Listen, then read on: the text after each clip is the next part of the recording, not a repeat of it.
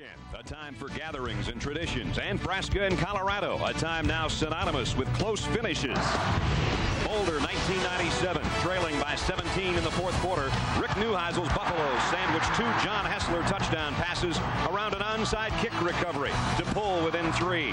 Time would run out on the Buffs' upset hopes, though, and Tom Osborne's Huskers would go on to share a national title.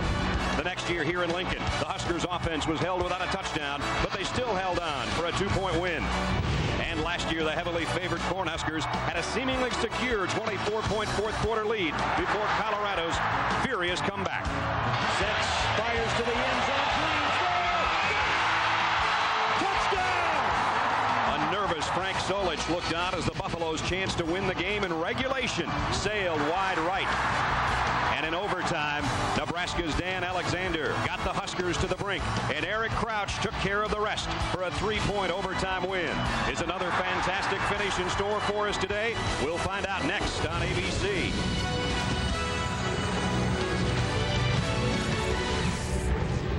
Our Burger King college football today brings us to Lincoln, Nebraska, Memorial Stadium, where today it's the 8th-ranked Cornhuskers hosting the Buffaloes of Colorado. Hi again, everybody. I'm Brad Nessler, and happy holidays. We hope you had a great Thanksgiving. Actually, Burger King played a big role in the Colorado Buffaloes' Thanksgiving. They were supposed to have a traditional meal here in Lincoln after a walkthrough yesterday. They had airplane trouble, had to stay in Boulder. Their head coach, Gary Barnett, went to Burger King. 100 Whoppers, 100 large fries, $444.44 later. They had their meal there. They didn't arrive in Lincoln until 11:30 last night. They had an early wake-up call today. Now they've got a whopper of a task on their hands to take on a team that's beaten them 8 straight years, the Nebraska Cornhuskers. That's our matchup today, and we'll see how it goes after we check in with John Saunders and Terry Bowden in New York. In this stadium in front of, for the 239th time, a sellout crowd. My partner's Bob Greasy, and Bob, there's 27 of those guys playing their final game. It means a tremendous amount to those young fellas. A lot of them are walk-ons that are all of a sudden starters. It hasn't been the season they wanted, but they still got a lot to play for. This team was ranked number 1 more than half of the season, but they've lost 2 of their last 3 ball games. There's no conference championship or national championship. They're playing for pride in a bowl game. Colorado has a 19-year-old quarterback. Their team is playing as if this is their bowl game, so a lot of those seniors will be chasing this 19-year-old kid. Name is Craig Oaks, and Gary Barnett says, he is maybe our best football player. That sounds like a good news, bad news thing to me. I've seen a lot of fifth-year seniors quarterbacks that have come in here and had trouble with this Nebraska defense.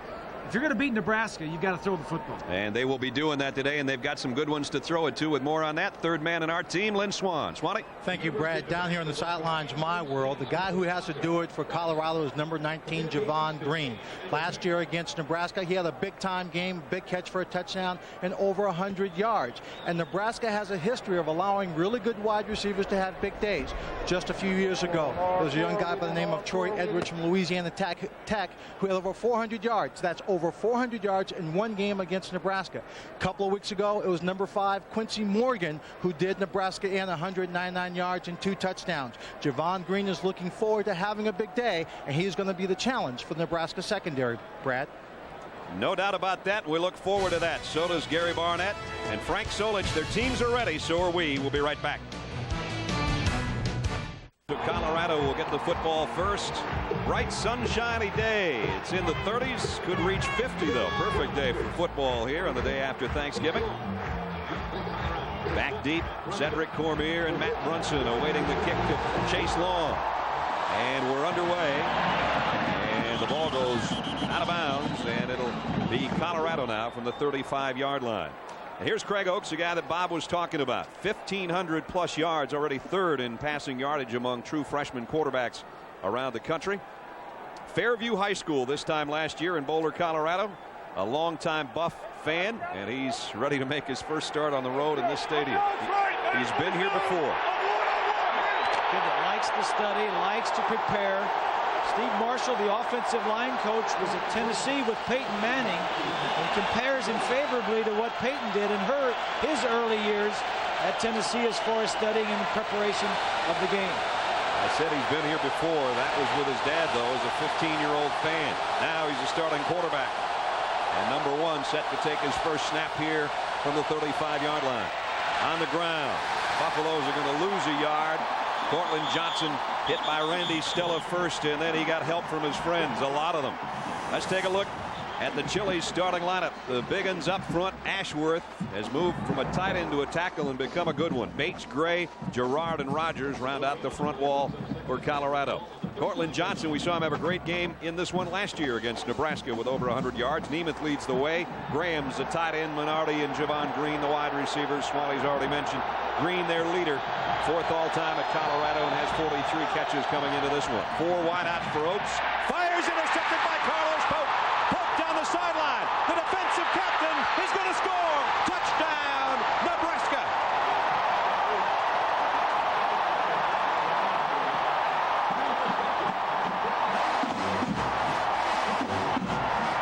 Oh, what a start for the Black Shirts. 39 yards, touchdown.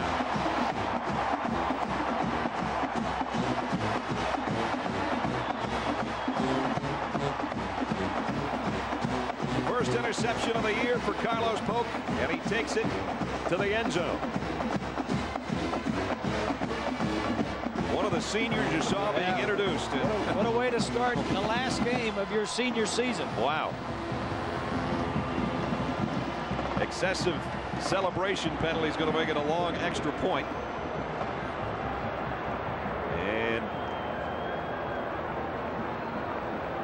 Greg Oaks being comforted after his first pass in Memorial Stadium. The problem there was he looked that way the entire time, and Polk, a 5th-year senior, read the eyes of the true freshman quarterback. Josh Brown will try a 35-yard extra point. Hayden failed to hold. And a kick out of the way and good. 2 offensive plays, and Nebraska, without taking a snap on offense, leads by a touchdown. Here's Hollowell. He's just going to run a little curl right here. The linebacker, Polk, is right here. He's going to come back. But watch the eyes of the quarterback. Right here. Look where he's looking. He's looking right over here. Watch the linebacker as he slides over, reads the eyes, and picks it off. 1 tackle to break, and he broke it. Yeah, he wasn't going to get tackled by the quarterback. Wasn't going to get tackled by the quarterback. Ran right over Oaks on his way to the end zone. Well, after a big loss 2 weeks ago at Kansas State, this black-shirted defense for the Nebraska Cornhuskers wants to redeem themselves and have a good game, and that's a great way to start it. First career touchdown for number 13. And Chase Long set to kick again. Just did this a minute ago. Less than a minute ago. His kick will stay inbounds. Cormier from the 3-yard line. Cormier gets assaulted at about the 23. And that's where Colorado will go to work. So Carlos Polk said, we're going to do it for the seniors today. Boy, did he ever. We know that we don't have a shot at the national championship, the Big 12 championship. That's out of our hands now. You know, now it's time for us just to go out there and play football and, you know, play for the guy next to you, because, you know, some guys, this might be the last time they, you know, ever put on pads. You know, for all of us seniors, is the last time we're going to play in this stadium. It won't be the last time he'll put pads on. Yeah.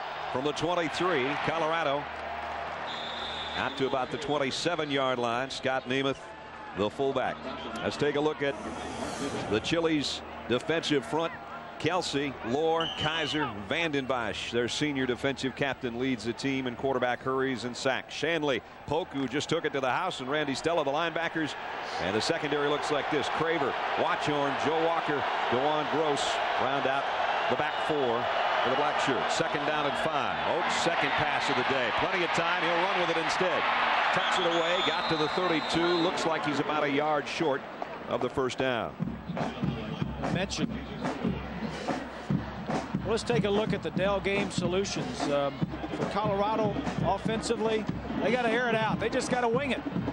Throw the football. Defensively for Nebraska, stuff and based Oaks, and they've already well, we keep it with the theme of, of the season here.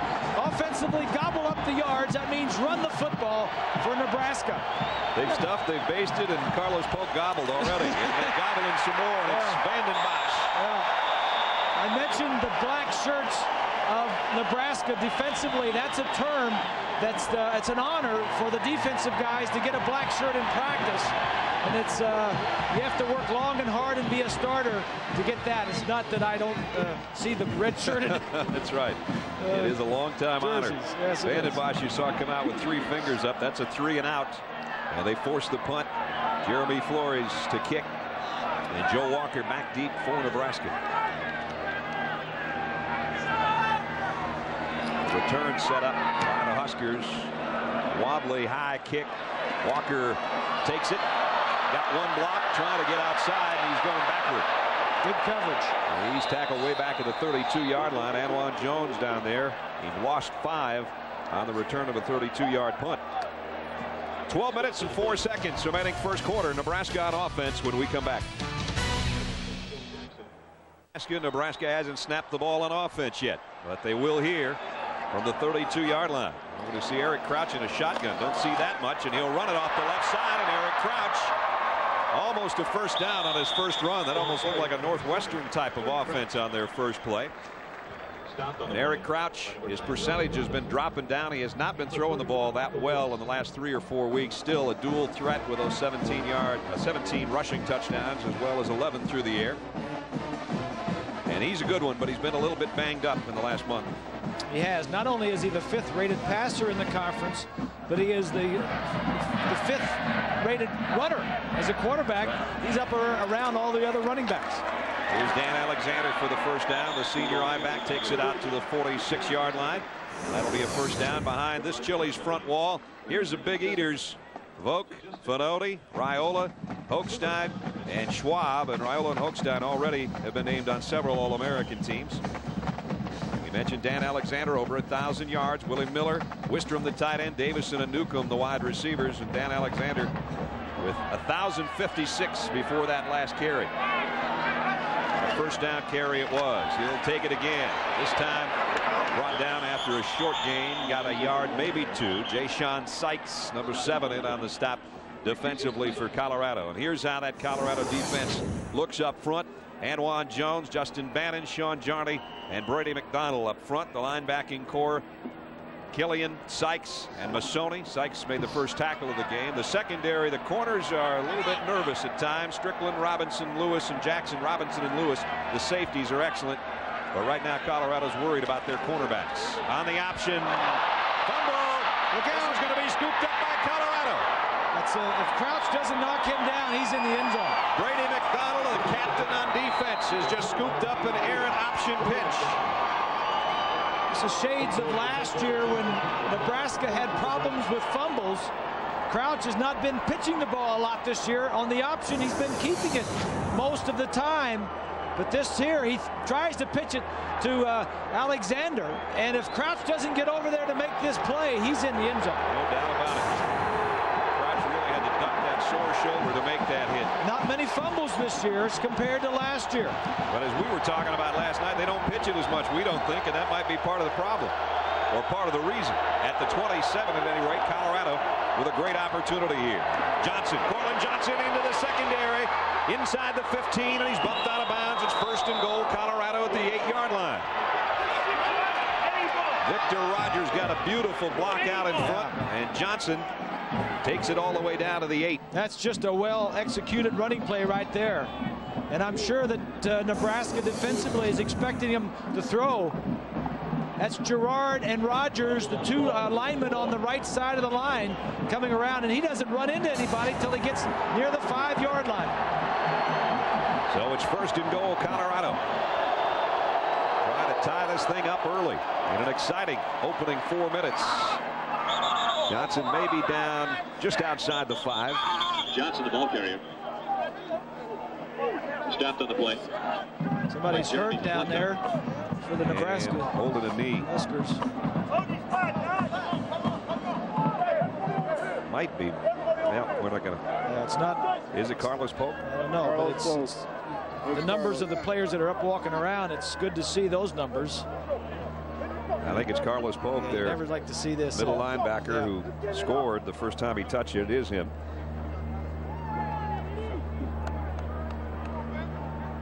He is the leading tackler on that defense, and the unquestioned leader emotionally of that at ball club.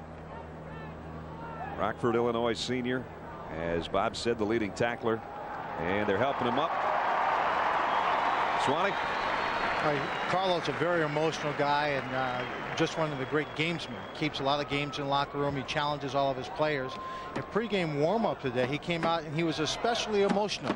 He was going through the drills, and that spike you saw at the end of his touchdown was something he was doing a lot, trying to fire up his game. He's got several missions in this ball game, and one of the reasons why he's playing so intensely, he wanted to make sure that all the seniors who are walk-ons, who don't get much of a chance to play, have a real opportunity to play this afternoon. That won't happen unless Nebraska dominates. You saw him run off on his own power. He wasn't going to be helped to the sideline. 2nd and goal at the 5. Oaks looking to throw on the run and throws it away. Smart move. It was, because there was nobody open. Good coverage by Nebraska, and nobody was open.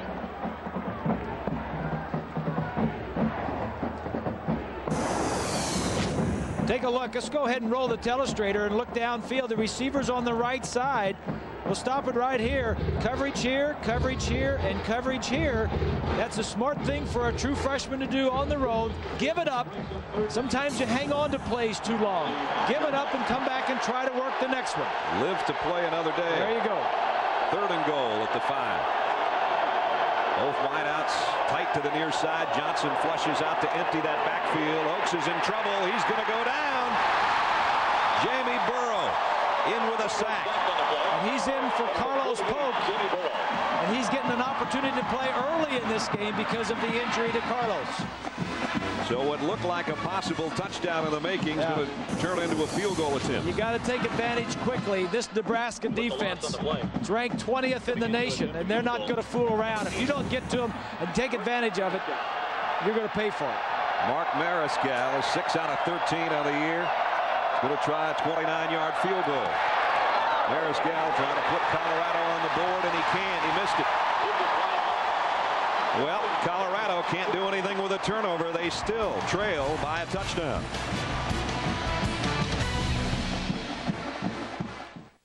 They stall at the 5, and they miss the field goal. Gary Barnett can't be happy about that. They trail 7-0, and now it's the Cornhuskers from their own 20. Here's the toss. Alexander jumps through the hole and got out to about the 24-yard line. We invite you to stay with ABC Sports this Thanksgiving weekend. Going to have some great golf action coming up for you. Colin Montgomery, Fred Couples, Sergio Garcia, all going head-to-head and hole-to-hole with $1 million up for grabs. It's a skins game. Coverage starts tomorrow, 1 Eastern, 4 Pacific, here on ABC. Pickup of 4 for Alexander. 2nd down at 6, and again we see Eric Crouch in that shotgun. And he'll keep it and run behind Alexander, weaving his way close to a 1st down. Eric looks like he's about a half-yard shy. Michael Lewis is safety in on the stop. Nebraska offensively is going to 2 different types. They're substituting 3 and 4 players each play. They're going to a power set on one play, and then they'll spread the offense. Frank Solich was telling us yesterday, he says if you can't run with your power, then you spread them out across the field, and then maybe you still run your option with that game. Now they got the power group in there on a 3rd down and 1. And power they go for the 1st down behind the left guard, and a 1st down out across the 31-yard line.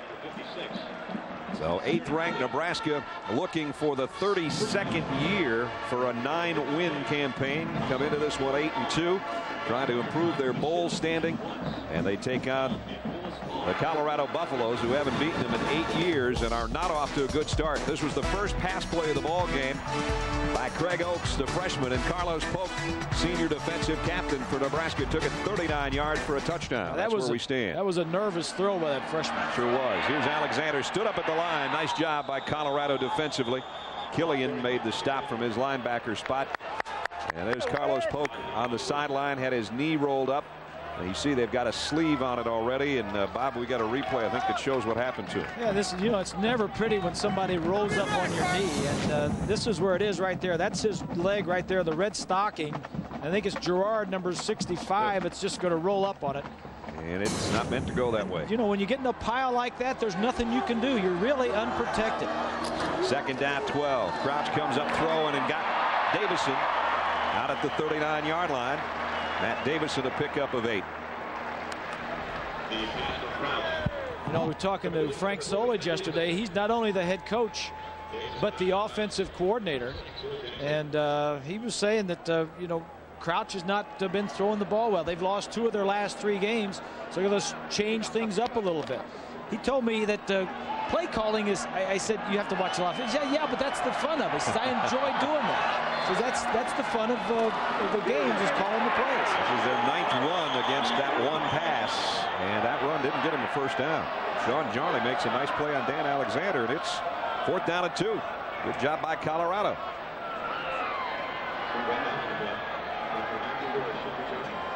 And so Nebraska will have to give it up.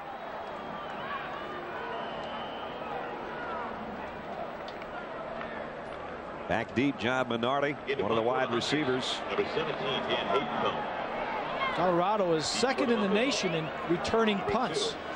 They've always been good at that. Yes, they have. Ben Kelly last year, Minardi, and also Javon Hollowell, the small wide receiver, has returned the punt. Hayden failed to punt. If he gets it away, and he doesn't, it's blocked by Colorado, and they'll cover it at the 24-yard line.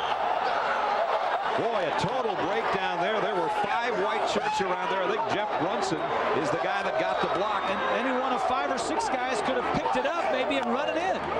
It's the 3rd block punt by Colorado this year. So another big opportunity for them if they can capitalize on offense. Over here, take a look. He's going to come in from the right side. It's going to be a sea of white. Number 49 just gets inside the outside protector and blocks it. Hayden felt that nobody lays a hand on him. 5 guys could have picked this ball up and run it in. They just fell on it. Brunson's the guy that covered it, blocked it, and at the 23-yard line, the offense goes to work. Play action bootleg. Oaks looking to throw, finally does, and skips it off the hands of the intended receiver and the defensive back. Oaks is going to go back in the huddle. And he's going to say, look to his receivers and say, hey, guys, come on. Get open. Somebody's got to get open here. The intended receiver was Graham, the tight end, and it was Scott Shanley, the outside linebacker, who made the play and actually got his hand on it. So Oaks is off to an 0-for-3 start with an interception. I'm sure that Solich is thinking, you know, the last punt we got blocked, we lost the game over in Norman against Oklahoma. I think they have to respot the ball here. It's at the 23-yard line is where the stick is set on the far side.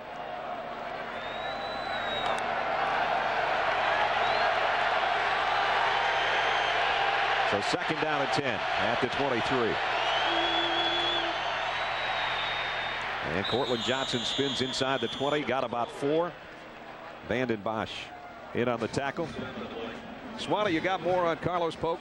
Well, they took him off the field. He was on the sideline laying down. They were working on his right knee, comparing it to his left knee, trying to see what kind of flex is in there. The Nebraska head athletic trainers and staff, they do not give injury information to anyone on the sideline. They took him into the locker room. He looked like he was okay when he was standing up in terms of it not being a great deal of pain. But we'll have a stronger indication as to how severe an injury he has as to when he comes out in this first half. We'll keep an eye on it. 3rd down and 6. Oates looking to throw if he can get it away. Now he's got some green in front of him. Pump fakes, and he's going to be taken down from behind by Joe Walker from his safety spot. And so again, 3rd down fails Colorado, and they can't find anybody open, or at least Oaks can't. Nobody open, and Oaks looks like he's just going in like half motion. Everybody's up to speed, and Craig is just looking into the sun on the road in a hostile environment for the first time, and he's playing about half speed the other guys are right now. So Mariscal, who missed a 29-yard field goal, is going to try a 37-yard kick here. He's got a better spot more to the middle of the field, and it's blocked, and Nebraska's got it, and they're going the other way with it. Down the sideline, it's Kelsey. Kelsey's got it all the way to the 26. Randy Stella blocked it. Yeah, we're having a block party today. Yeah, block party.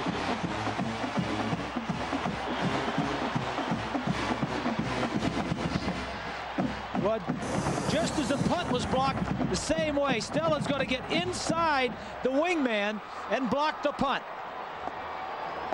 Right there, he gets his hand up. Great effort. Kelsey on the other side picks it up. This is a real art of blocking kicks. You got it. There's certain guys that are good at it, and Stella is one of them. So that's Nebraska on offense with a touchdown lead, and here's Eric Crouch, and he's going to take it. Eric Crouch, touchdown. A beautiful hole opened up on the left side, and you could see that one coming 27 yards away.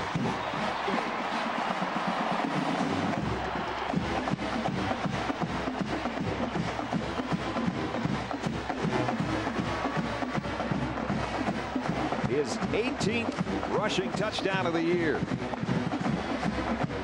So finally someone does something with a block kick, and in this case it's the Cornhuskers. They're about to take a 2-touchdown lead if Josh Brown hits the point after. And he's got it up and good. 4:48 remaining first quarter, and the block field goal leads to an Eric Crouch touchdown. 14-0 Huskers.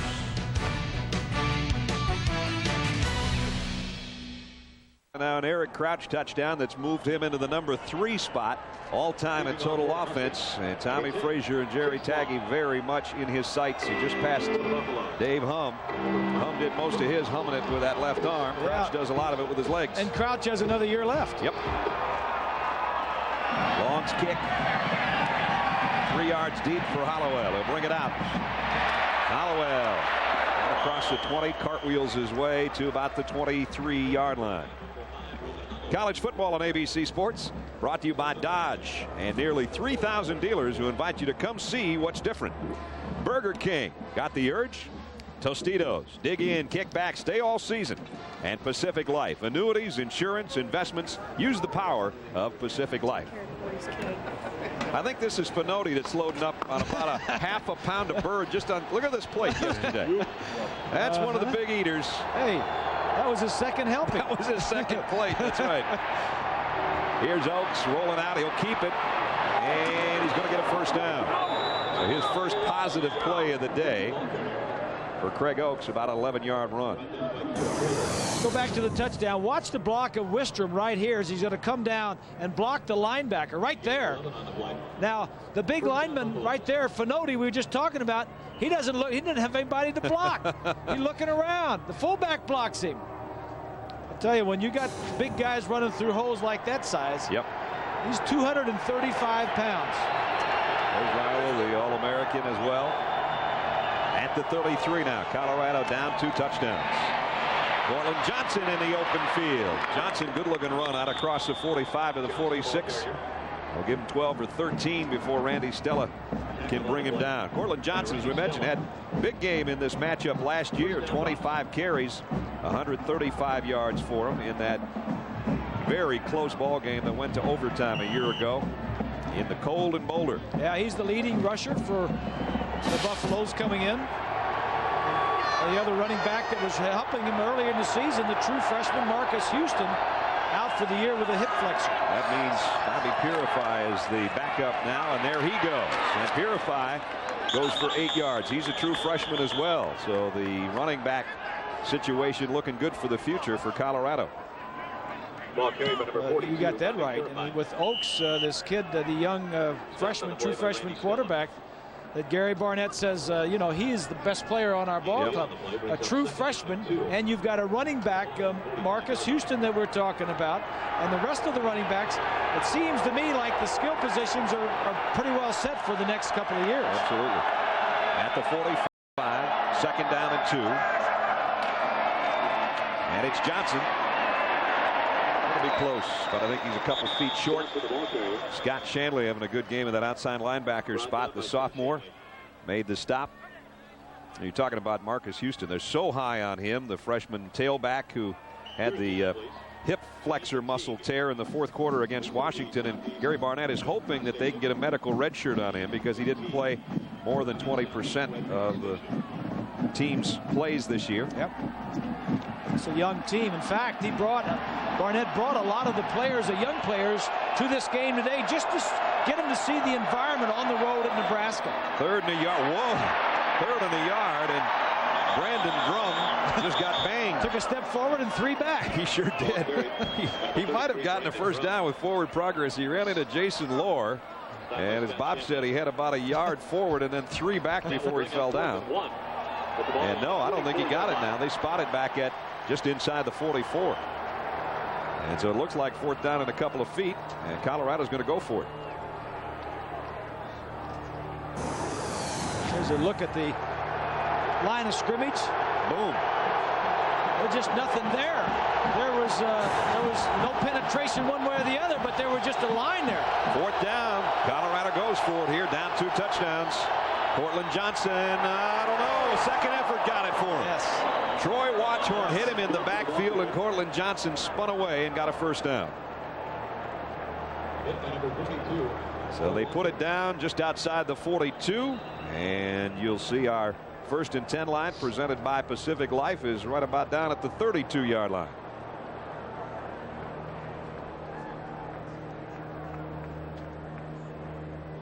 Victor Rogers is the injured player, the right tackle. He's had some injury problems this year with a knee. He had a week off to prepare for this game, and it looks like it. I didn't think he didn't get up like he had a knee problem. Nope. Didn't take his time coming got off, hit though. in the stomach or something. Yeah. Minute 45 left in the quarter. And coming up tonight, reminder, ABC invites you to start a new tradition with a special family edition of Who Wants to Be a Millionaire. See parents and their kids go for the million. That's tonight at 9, 8 Central on ABC. Right after that, we're going to have a show that says who's going to keep the money if the kids and the parents both win. Who gets the money? That's right. 7th play of the Colorado drive. Play action. Oakes, the slant, tipped, almost intercepted. And a penalty marker down in the backfield. We might have a roughing the passer penalty. Oakes took a shot back there. I think he got Vanden Boshed. I think the pass you're right, was partner. incomplete, intended for Javon Green. Ball was a little high, could have been caught, but I think you're right on the call about roughing the passer. Terry Turlington, our referee, retiring after the season. Automatic first down. This will be Terry's last game at Memorial Stadium in Lincoln, and he's on a lot of them here, and it was a roughing the passer.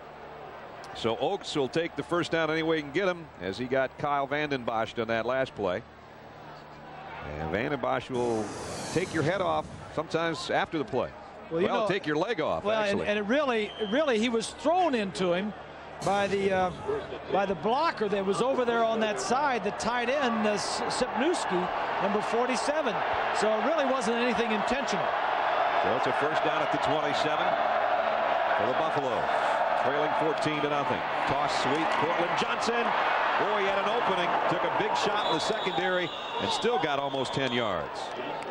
It's impressive running. Very nice runner. This Nebraska defense is 19th in the nation against the run, only allowing 105 yards a game.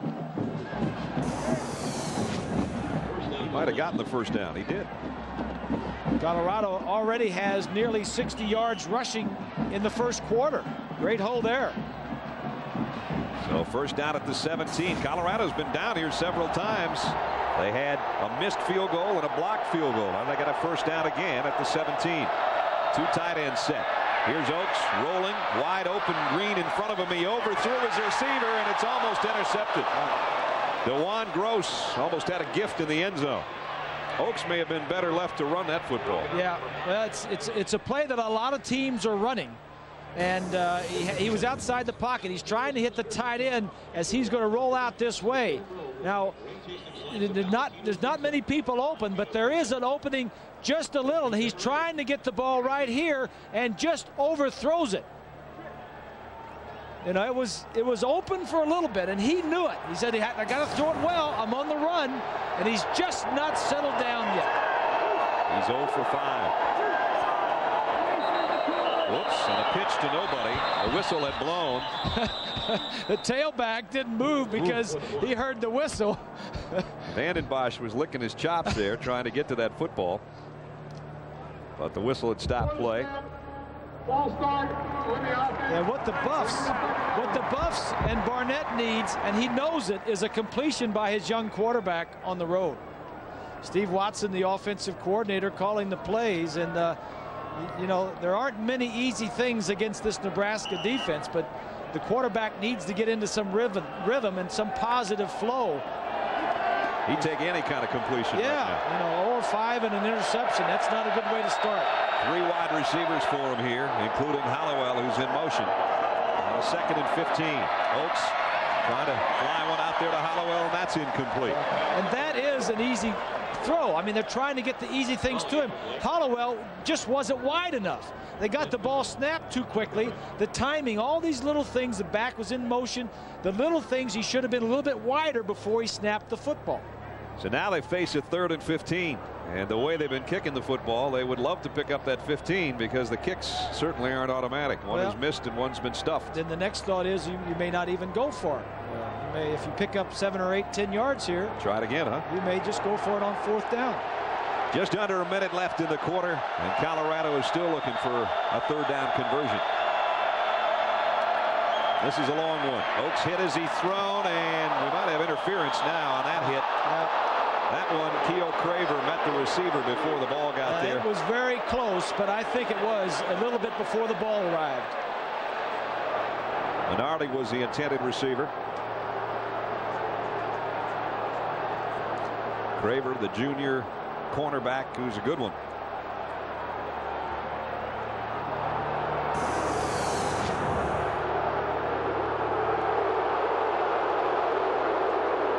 Yeah, Oaks gets hit by Vandenbosch, who's making his presence felt back there in the backfield. First down. And a 1st down by penalty. So they had a late hit on the quarterback by Vandenbosch, and now the pass interference on Craver, and that's helping him move down the field a little bit. And the 1st down is really where the original line of scrimmage was.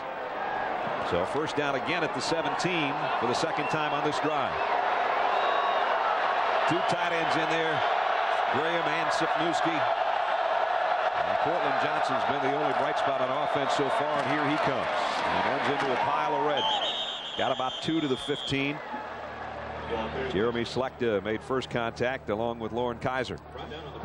Well, you look at what Colorado has done on their first 4 possessions. They were intercepted, and then they got a punt off, missed a field goal, and then had a field goal blocked that was returned by Kelsey to set up Nebraska's first score. And 2 of those possessions, they started with great field position inside Nebraska's territory. Again, 2 tight ends and the fullback Nemus in a slot. Here's a play fake. Oaks flares it out there, completes one finally, and got it down to the 14-yard line. Not a big gain. Graham is tight end, and right there to meet him was Scott Shanley. But he gets his first completion at the last play of the first quarter. And Colorado trailing the Nebraska Cornhuskers at the end of one, 14-0.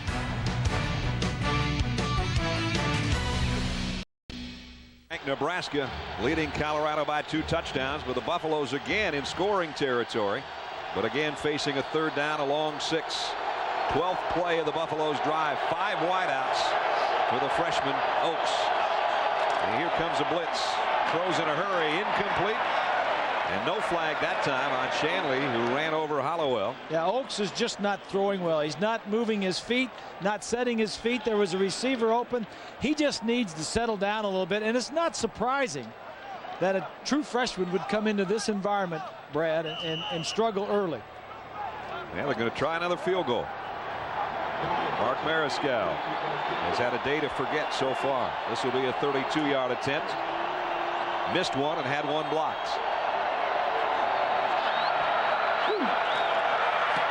This one he's got airborne. And not only that, he got it through. They almost had it blocked, though. It was close. Mariscal hits from 32, and the Buffaloes on the board. So they had a drive that had a little bit of everything. Some pretty good running by Cortland Johnson. A pass interference and a roughing the quarterback call that went in their favor. And they march it down the field and get 3. But at least they're on the board. Now they can start building from that. Some momentum has come over to their side. Gary Barnett's team that had the early wake-up call this morning.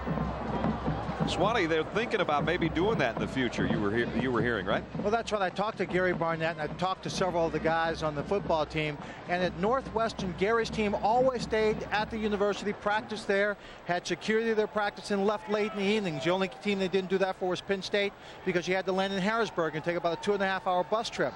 But in the Big 12, his longest trip was only about an hour and 30 minutes. And he relayed that message to his players to calm them down, to get them to know that, hey, this is no big deal. But the one thing I think is a big deal is that they're an hour earlier at Boulder. Yep. So when they kicked off at 11 o'clock, it was like 10 o'clock for them. When they had the pregame meal at 7 o'clock, well, that's like 6 o'clock in the morning for them. So they might not have the edge they normally have in the afternoon. They had breakfast earlier than we did, I'll tell you that much. They may not have had steak. Here's the kick. Mariscal knocks it deep. Joe Walker takes a knee 7 yards in the end zone, and Nebraska will work from the 20-yard line. Coming up, Monday Night Football. It'll be Brett Favre and the Packers traveling to Charlotte to take on the Carolina Panthers, live at 9 Eastern, 6 Pacific. And reminder, on Sunday night on ESPN at 8:30 Eastern, the Giants try to straighten their ship out a little bit. They'll travel to Phoenix to take on the Cardinals, who are struggling on defense. Giants coach Jim Fassel this week says, I guarantee this team's going to be in the playoffs. It seemed to me like Jim Fassel was ranting and raving a little bit at the media up there. Yeah, I think so too. It gets to you after a while. Yeah. Here comes Buckhalter down the sideline. He's getting to the Colorado secondary. All the way to the 42, almost the 43-yard line. So Corral Buckhalter, another one of the senior I-backs. The offensive line sets it up. Fenoti is 77. Volk is 58. They come around. Volk gets a nice block right there. You're going to see it up close right here. Buckholder just following those two big guys. And why wouldn't you? Boy, that's a good look, isn't it? One of the best offensive lines in the country. It looked like the old Green Bay Packers wearing red on that sweep. Here's Crouch coming up firing, and incomplete. Davison was the closest man, and Eric Crouch is going, hey, my fault. Yeah. Threw that one too far. Yeah. Wistrom was the intended receiver. He came into the game tied with Matt Davison for the top spot as far as number of receptions. Davison has a catch in this one. Wistrom does not so far. And in the two losses, 2 of the last 3 games that Nebraska has played, they've had guys opportunities to make plays in the passing game, but haven't done it. They'll try play action here down the middle. And that one's too high, and Wistrom was the intended receiver. And a nice drop by the linebacker Aaron Killian, who got a hand on it. Well, everybody plays Nebraska. Most everybody plays it defensively the same way, and that is 7, 8, 9 guys in the box to stop the run. And you've got a lot of single coverage on the outside. Everybody gangs inside to stop the Nebraska run, and they try and throw the single coverage downfield. Wistrom that time not getting open to receive the football. Here we'll see Crouch in the gun again as they spread their formation on a 3rd down and 10. Might have some motion. Crouch fakes a shovel pass. I thought the tailback was out too early. Ball carried by Crouch. But no flags on the play, and they drop Eric Crouch, and Colorado's defense does a nice job again. Killian had a nice series there, his outside linebacker spot. Colorado defensively is like 99th in the country in overall defense, but as Gary Barnett was saying, this game is special. The guys treat this game a little bit differently. It's a red letter game with Barnett when he got back last year. Reestablished it as a special game for the Buffaloes. Wanted to take it back to Bill McCartney's days when Coach Mack kind of started that. Remember, they blocked the last one. This time Haydenfeld gets the kick away. John Minardi camps under it at the 14-yard line. Minardi found a little alley. Nice return out to the 29. 15-yard run back, and Colorado's got it back on offense, trailing 14-3 when we come back. Down by number 92, Justin Smith. He got Nebraska their first touchdown on an interception return. He's their defensive captain. He hurt his knee on the next series, but a guy that's got a pet crocodile you can't keep down. Carlos Polk is back in the lineup for Nebraska. And there's the play on the first pass by Oaks. 39-yard return for the touchdown to make it 7-0. And he's back out there. Wounded wheel and all. Here's Oaks. He'll keep it and go down. And it's Vandenbosch who's having a huge game. Those two defensive captains, Polk, Vandenbosch, Kaiser's the other defensive captain, and all of them have raised some havoc today so far. Yeah. Victor Rogers is back at offensive tackle for Colorado also. He went out a little earlier with shaken up. Second down and long. Here comes a blitz. Oaks comes up fired. Nice catch. Snatched out of the air at the 34-yard line by Cedric Cormier. And a pickup of 6. Probably the best pass that Craig's thrown today so far. Timing is just a little off. I think Craig's a little off. I think everybody's rushing their routes a little bit. And the coverage is there. Nebraska is known for tight coverage and a lot of man coverage. And they've been criticized because some of the teams in the past that they lost to, Kansas State and Oklahoma, both hit some plays downfield on them. But when you play the defense aggressively, you're going to play a lot of man coverage in the secondary. 0 for 5 on third downs. Oh, they won't get this one either. I'll tell you what, Javon Green got a mouthful of Clint Finley. Yeah, well, Craig Bohl, the defensive coordinator, said we're going to mix it up a little bit. Every now and then we're going to play some zones. So those crossing routes, if the guys catch a crossing route, we're going to have somebody there to hit them. And that's exactly what happened. And Oaks takes a hit from Kelsey after he delivers. He got one right in the chest. This is not good. You're getting hit every time by the quarterback. He says, come on, guys. I'm supposed to throw the ball, get rid of it, and not get hit. We talked about it in the open, though. You got a 19-year-old quarterback running away from a bunch of seniors who can smell blood in the water. Flores to kick. Joe Walker back deep. Walker's returned a bunch of kicks for touchdowns in his career. High kick. Gonna have to fair catch this, isn't he? He hit the top of one of the up man's helmets. Hit his own man. Colorado trying to scoop it up. Can they get there? That hit the Nebraska up man in the hat. I think Colorado got it. I think it was Troy Watchorn who had it hit him in the helmet, and Colorado's got the ball. And it's their punter. You gotta love that. Kick the ball, go down and recover it. Yeah. No fair catch, so therefore he's not calling his man away. Was it Newcomb, I think, number 12 it hits. See, Walker doesn't fair catch, so he doesn't. If you fair catch, you say, get away, but he doesn't do that. It was Troy Watchorn, and it should have been watch out instead of watch horn. It's 42 instead of 12, and it hit him right on the head. I thought for sure Walker was going to call fair catch on that punt. It was so high to start with, so not a good special teams play at all. Frank Solich isn't going to like that much. Meanwhile, for the, fourth time in the ball game, we've got a strange occurrence on special teams. We've had a block punt, a missed field goal, a blocked field goal. Now we had a punt hit somebody in the hat. And you think special teams don't mean anything in a ball game? Brad, there's about 35 special team plays in a ball game. That's a lot. Yes, it is. It's a big percentage. A lot more than anybody thinks about. Exactly. Oaks to throw. Maybe. Here comes the heat. Shanley almost had him. He throws finally into a bunch of red, and it's going to be intercepted in the end zone. Erwin Sweeney's got it. And a penalty marker down as well, back at the line of scrimmage. So hold the phone. See, that's panic right there. That's a true freshman trying to do too much against an aggressive defense on the road. Penalties on Colorado. It's holding. And it's declined, obviously. On the offense.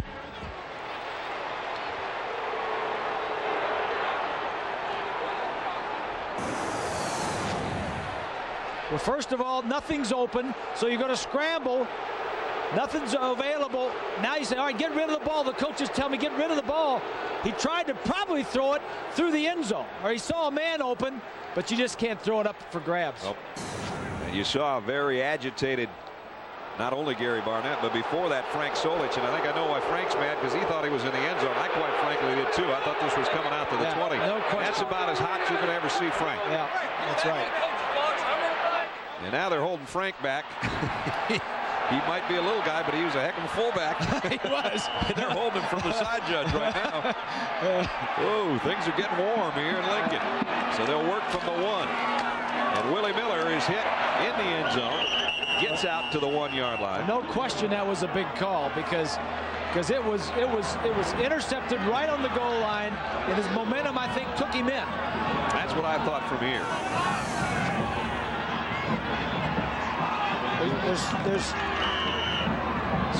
He's in the end zone. Yeah, but there's intercepting momentum. If the momentum carries you into the end zone, I think you're into the end zone. It's a touchback out to the 20. I thought his whole body was in to start with. I don't think it was even close.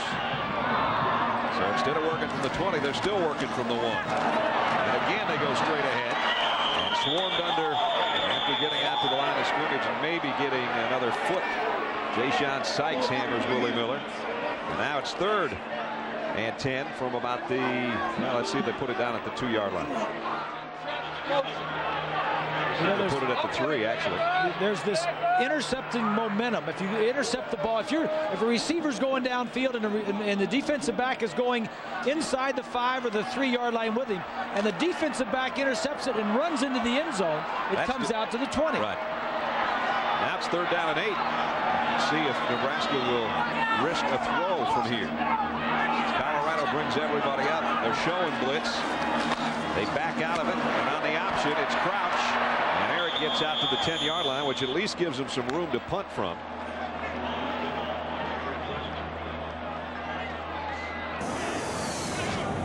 Here's another look at the interception. He goes high in the air. Now he's falling back. He's going to fall in the end zone.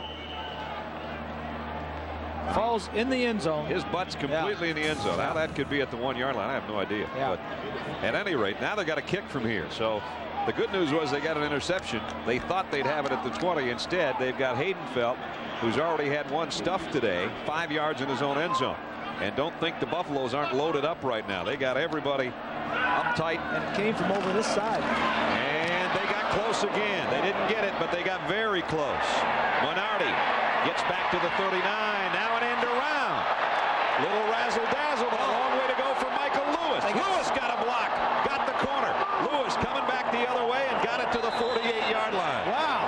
That was something. Wow. Normally on a reverse, if you've got it planned and the ball is kicked that far to the sideline, you don't do it. You just go ahead and run it up the sideline. Well, they ran about 100 yards to get 13, but it looked good.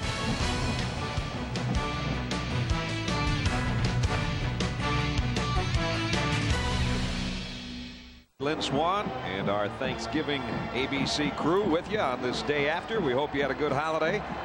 And this football game has had some strange twists so far. Colorado trailing 14-3, 9:22 to go in the half, but they start again in Nebraska territory for the 4th time today.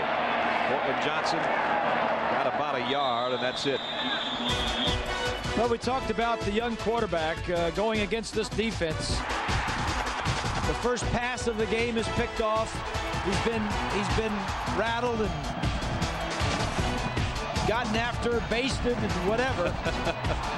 You know, sometimes, a true freshman quarterback, you got another quarterback sitting over there on the sideline, a junior college transfer that has played some this year, started a couple of games, Pesavento.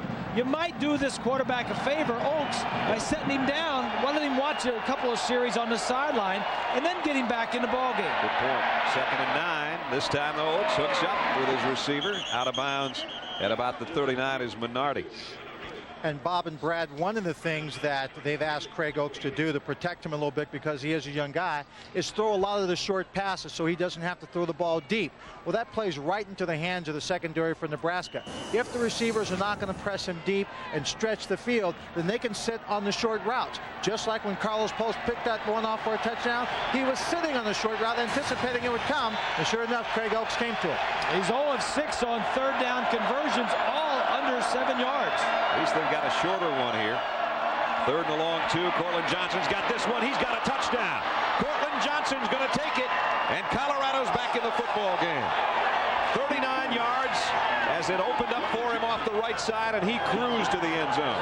I think Nebraska may have been looking for a pass, and a nice call by Steve Watson with the run. 39 yards, a career-long run for number 27. We told you he loves to play against Nebraska.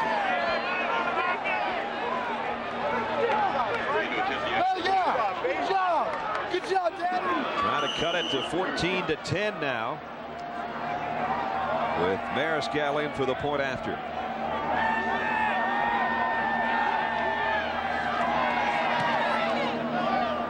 And he's got it. So just when it looked like Nebraska had this thing in their hip pocket with a 2-touchdown lead, field goal and now touchdown by Johnson, and they're right back in the hunt. Well, the fullback's going to get a nice block on Watchard right over to the right side of the offense. There's the fullback. Drum play's going to go right through here. Drum gets him, knocked him out.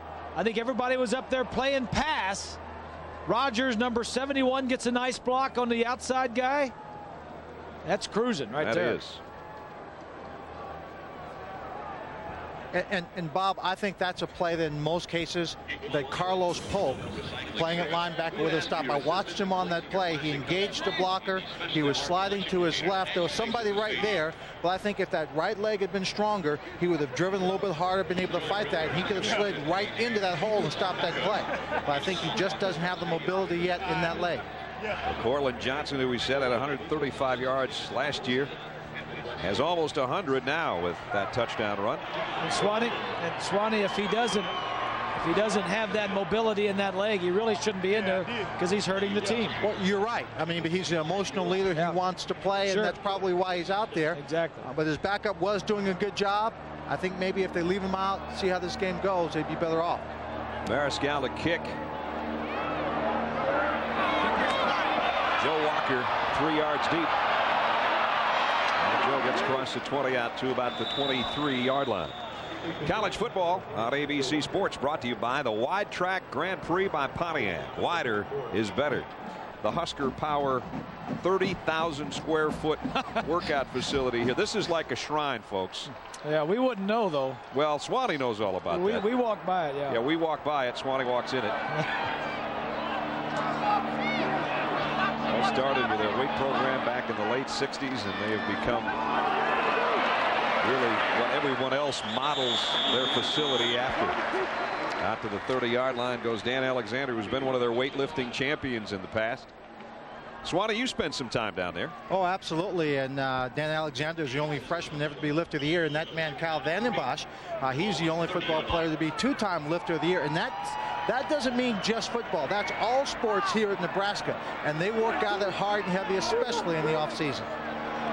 2nd down and 3. Alexander is one of those weightlifting champions. That last carry of now Eric Crouch, and he loses a couple. And Corey Masoni, the outside linebacker, makes the hit. Colorado, you can feel them coming into this game. They took them a while to wake up, maybe.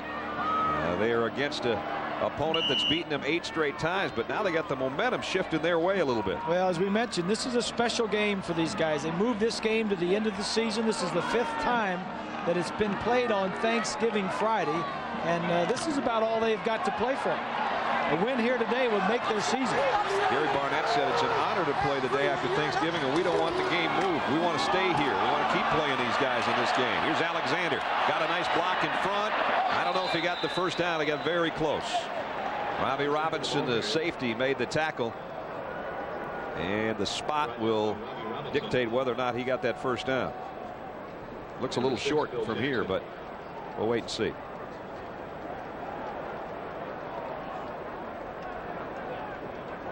Right at the very end, when Robinson came up to tackle him, Alexander rolled over Robinson's body, so his body really didn't land until right there, and that might have been good enough. A little bit extra. Ooh, we got it.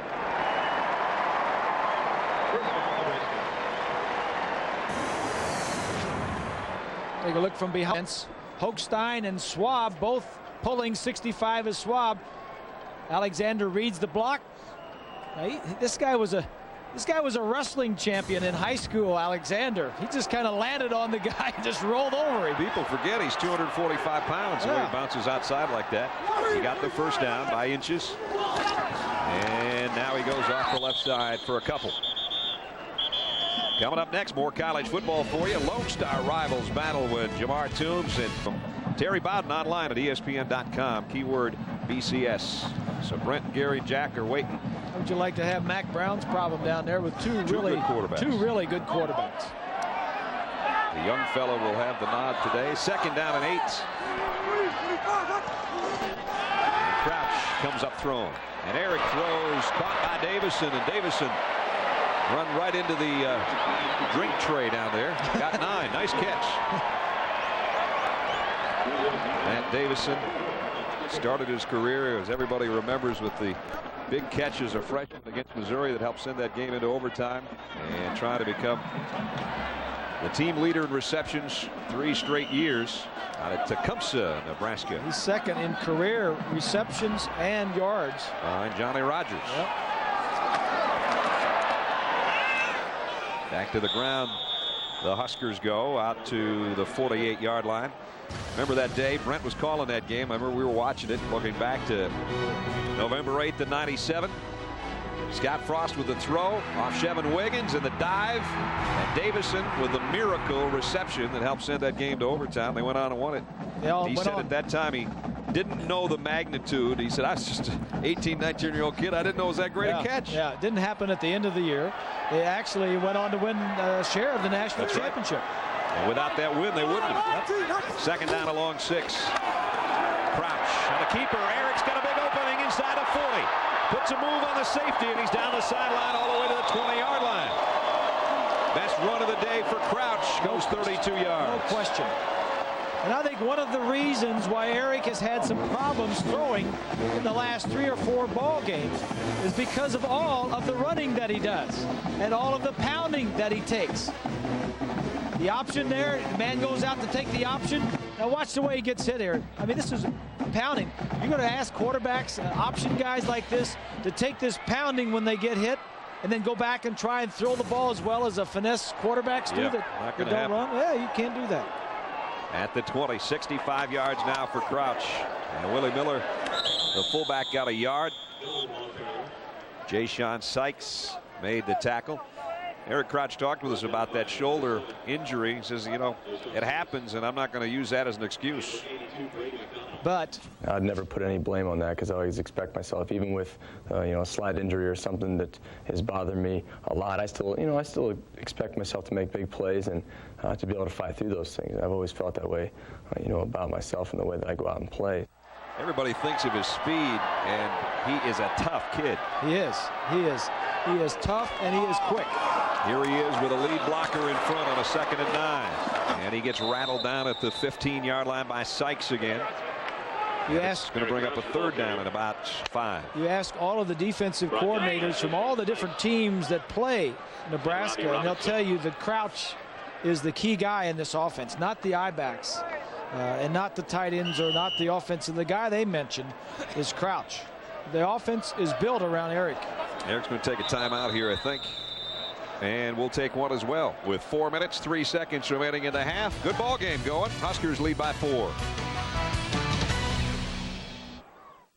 Nebraska leading by 4 and looking to add to that lead with 4:03 remaining in the half. 3rd down and 5 now at the Colorado 15-yard line. Crouch has done much of the damage to get him down this close, and now he's going to be dropped in his tracks, though. Nice play by Anwan Jones, the defensive end. And it's 4th down. Jones made a nice play there, recognizing that Crouch still had the ball. Jones, one of the guys that came from Northwestern, spent his freshman and sophomore seasons with Gary Barnett there. And he didn't play in '98 or '99.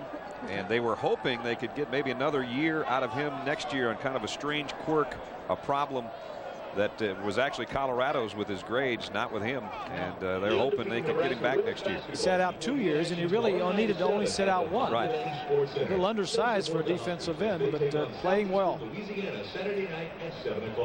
Nebraska coming in ranked 8th in the country, and in the all-important BCS poll that we've been talking about so much this season, you take a look at the top teams, are also number 8 in that category. Now, Oklahoma alone on top, but that .51 between Florida State and Miami is what's caused all the stir in the past couple of weeks. Yep. And, of course, the winner of all of this after January 4th gets this baby to take back to their school, the Sears National Championship Trophy. And that is one good-looking trophy.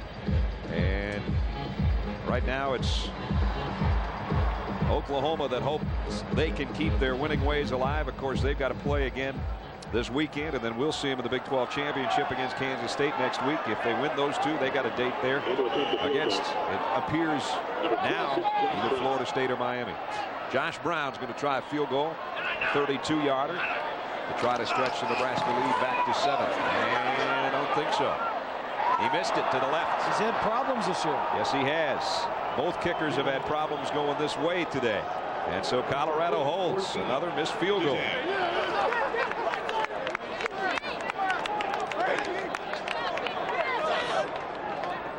We talk about next Saturday night, a week from Saturday night, we'll be at Arrowhead Stadium, and this is the matchup we'll see. Oklahoma against Kansas State, and the first time around, 41-31. There's some of the numbers from that game. Look at this right here. Not bad, huh? 374 yards passing against Kansas State. The weather might be a little bit different, though, this time. You got that right. Here's a counter. Cortland Johnson trying to get outside. He can't. Randy Stella stays over there and makes the stop. Kansas State defensively is ranked 2nd in the nation, and Oklahoma offensively is 9th. So that right there should be another good battle. Clock winding down under 3.5 minutes here. Colorado still with their full complement of timeouts. Oh, excuse me, they've got 2.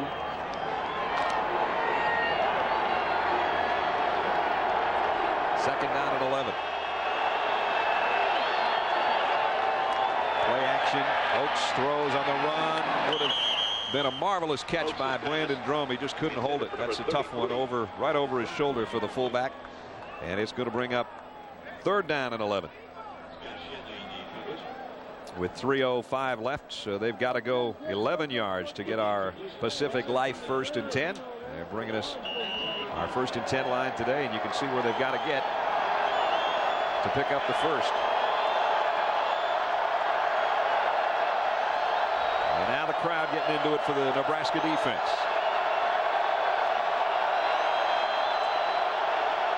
They come up close, maybe with a blitz coming on Oaks. Polk will come on a delayed blitz. They want to throw a screen. They got a man wide open. Cortland Johnson. Johnson on his own, and he's got a first down. Nice tackle by Vanden Bosch. Wow. He might have been off to the races. He had nothing but acres of land ahead of him. If Vanden Bosch doesn't catch him, he's got all kinds of room. Screen's going to be over to this side, right over here, and Vanden Bosch is going to catch him. Here's Vanden Bosch right there, number 83. Well, he had all kinds of room. You don't really see many screens on 3rd and long because it's such an obvious call. The defense is always saying, watch the screen, watch the screen. Well, they watched it go for 16 yards. And on first down, it's Purify, the freshman, out to the 40-yard line. And Colorado got plenty of time to work now. And still 2 timeouts to work with. The last time they played on Monday night, Gary Barnett knew that, but he is hanging the future of the immediate future of the Colorado Buffaloes program on the kid, and he's starting to answer the call here against Craig Bohl's defense that's trying to slow him down with 1:27 left. They got 1 timeout remaining, and Oaks now has hit 6 different receivers, and after that 0 for start, all of a sudden he's 7 out of 15, so things are starting to improve for him. But the key thing for him, Colorado has rushed for 125 yards. Nebraska, on the average, only gives up 105 yards per game. So anytime a quarterback can get a nice running game going to support your passing game, it makes it a lot easier. Carlos Polk kind of limping out there to that middle linebacker position at the 31-yard line. First down, Colorado, trailing by 4. 1:27 left in the half.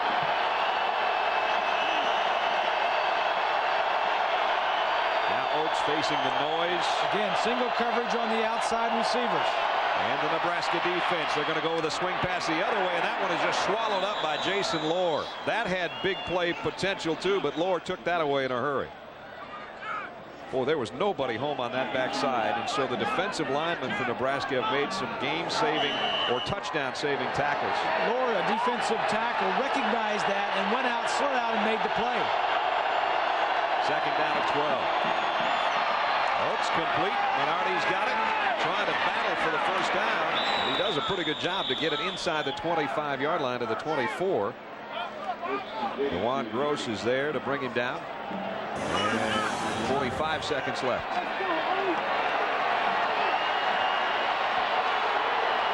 One timeout left. Clock is running. Third down and 3 here.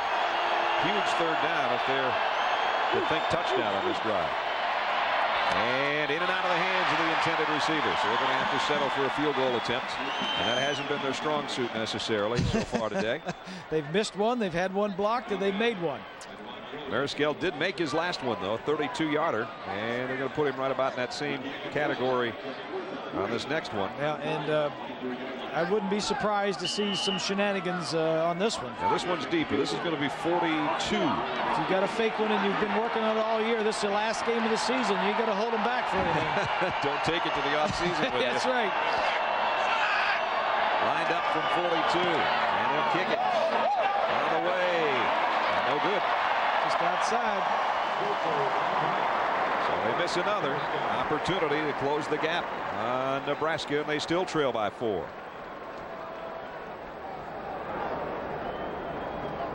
.23 seconds away from halftime, and John and Terry will take a closer look at the storied tradition of the Nebraska Blackshirts. Second game later on today. They start dressing them in red just about when they leave the hospital here in Lincoln. It was kind of chilly coming to the ballpark this morning. It was about 25 degrees, supposed to get up to about 50 by end of game time. Beautiful day in Lincoln, Nebraska, the 239th consecutive sellout for the 39th consecutive winning season in this program's history. And they're going to take the lead to the locker room, the Cornhuskers, that is. Eric Crouch, their quarterback, has led them on offense. Carlos Polk, their defensive captains, led them on defense. But the young freshmen kept Colorado at least in the hunt. Halftime, Nebraska leading Colorado 14-10 as our halftime score. And the MSN halftime report is on deck. John Saunders and Terry Bowden. Gentlemen. Nebraska at home leading Colorado 14-0. Colorado certainly had their opportunities, though. In the first half, the first pass of the ballgame picked off by Carlos Polk, and the senior captain takes it 39 yards for a touchdown. Mark Mariscal missed a 29-yard field goal, had a 37-yard field goal blocked. Chris Kelsey almost took that the distance. And then Craig Oaks threw an ill-timed interception that was picked off near the end zone. And another missed field goal by Mariscal from 42 yards to end the first half. And I heard John and Terry talking about this stage of the season. You shouldn't have that many miscues on special teams. Quite frankly, both teams have had problems with that today. I agree with that, and it's got to be disturbing for both of them. But the other side of the coin is you have a lot of films and a lot of game for the other side to go back and analyze how they can beat you on that. And Oaks had some opportunities. The young guy came in there, and that last drive, he really looked pretty good. Yeah, he settled down. I think he's going to feel good for the second half. Colorado feels like, hey, we really have a shot at winning this football game. And Nebraska's defense, I think, in the first half played about like we expected them to play. And Carlos Polk is the guy that led the way. Our Morgan Stanley Dean Witter halftime statistics dead even in rush yardage. And you would never think that that would be the case. But remember, Cortland Johnson had almost 100 yards by himself for Colorado. They controlled the clock. And the turnovers even. Stats are, awfully close. I'd say the big surprise, Colorado rushing for 125 yards. Yep. So hats off to the Nebraska seniors. Their final half coming up, 27 of them. Randy Stella is going to bring the kick out from a yard deep. But Stella, the linebacker, gets out to about the 25-yard line. Swanee, I know you had a chance to talk to Frank Solich. Yes, and he's first told me that Carlos Polk is fine. He said that Jamie Burroughs' backup played very well when he got in there, but Carlos should be back in the ballgame. He felt that what he needs are individuals to make plays. They've had chances and opportunities on the offensive side of the ball, but the individuals haven't stepped up, and says he wants them to come out and do that in the second half. So Nebraska will work from its own 25-yard line. And they'll go back to some power stuff here on first down, and it opens up for him, and Dan Alexander's into the secondary. Alexander across midfield, a nice stiff arm, and he's run out of bounds at the 33-yard line. Power football, and 42 yards later, first down, Nebraska. It's good coaching when you go in at halftime and you come out the second half, and the first play you run is a successful play. Means your coaches have seen something. You come out, you run the plays early in the drive, and you make something happen. And Nebraska well on its way to getting some points on the board on this first drive, third quarter. Longest run allowed by Colorado all year, and it's number 38, Alexander, who took it 42 yards. Now on the option, Eric Crouch, and Crouch a late pitch fumble. Ball is loose. Colorado's got it. Second time today they've tried that pitch on that side, and the second time it's gone awry and they've lost it. The option with Nebraska is coming back to what happened last year to them when they had all those fumbles, and that is Crouch is not good at pitching the football. He's great at keeping it, turning it up, and running for it, but when he turns to pitch it, he doesn't look at where the guy is. You got to find him a little bit before you pitch it. 2 fumbles, both on pitches today. Sean Jarley, defensive lineman, comes up with a loose ball. That's Turner Gill on the right there, who was pretty good at pitching the football. So Colorado gets it back at the 27-yard line from the shotgun, and they'll run out of the gun. And Cortland Johnson across the 32-yard line, and he's over 100 yards on the day for the second straight year against Nebraska. Vanden Bosch is getting a little bit tired of all these turnovers by his offense. Yep. He's been in on a lot of tackles, a lot of plays. Remember last year against Colorado, 5 times they put it on the turf there at Folsom Field, and 2 today. Yep. Colorado's been one of the teams they've really struggled holding on to the football against. Second down and a long 5 at the 32-yard line. Javon Green's been quiet. He's the motion man into a slot, and they're going to go to him across the middle, and got a first down out near the 40-yard line. Now this is only the second pass they've thrown to Javon Green today in his first reception. Colorado's virtually been living in Nebraska's territory today. In fact, they started several drives in Nebraska territory and didn't have anything to show for it the first 3 times. Missed field goal, blocked field goal, interception, and then finally got the touchdown. Yep, good graphic there. Out to the 40-yard line, their own 40 now with a first down. And it's Cortland Johnson, and Johnson's got the corner. Cortland Johnson having a big day, and now he's right back in Nebraska territory. 14 more yards, and Cortland Johnson closing in on what he did last year when he had 125, and he's right around 117 on the afternoon today. Yeah, and you got to mention the 2 offensive linemen that was escorting him around the corner. Gerard, number 65. Rogers is 71. Big Rogers, 330 pounds. We talk about the Nebraska offensive lineman. You got to give it a little bit of credit there to number 71, Victor Rogers. Remember, he was shaken up in the first half, so he's back out there and playing well. Helped his team to a first down at the 46-yard line. Again, Green across the field in motion. Oaks pumps once. Now fires incomplete. I think a little miscommunication there. Looked like he wanted to pump and go deep, and Cedric Cormier broke his pattern off. Swanee, I know you talked to Gary Barnett about his quarterback. I certainly did, and he just said that Craig Oaks is just a little too keyed up, a little too excited about playing this ball game, and he said it's been this way the entire week. He said the whole week he's been geared up to try and play this game, to make something happen. He just needs to settle him down and try and let some other people do some things before he calls upon Craig to make the big play. He's got a second down here. They'll keep it on the ground. Purify, nice little sidestep by Purify, and he keeps weaving his way inside the 40. And got 8 yards to the 38. Vanden Bosch was unblocked. You know, the design of the play, you don't need the blocking, but he's so quick that Purify just had to say, wait a minute. Purify reads the block of the tackle going down inside, so he goes down. Purify saw him coming and just stopped and let him go. Vanden Bosch has been involved today, hasn't he? He's not the prototype size for a defensive end, but he's got one of those motors they talk about that's got a Hemi engine in it. And he never keeps coming. Johnson. And hit right when he got near the first down marker. Scott Shanley, the linebacker, made the stop. This one might be close enough to look at.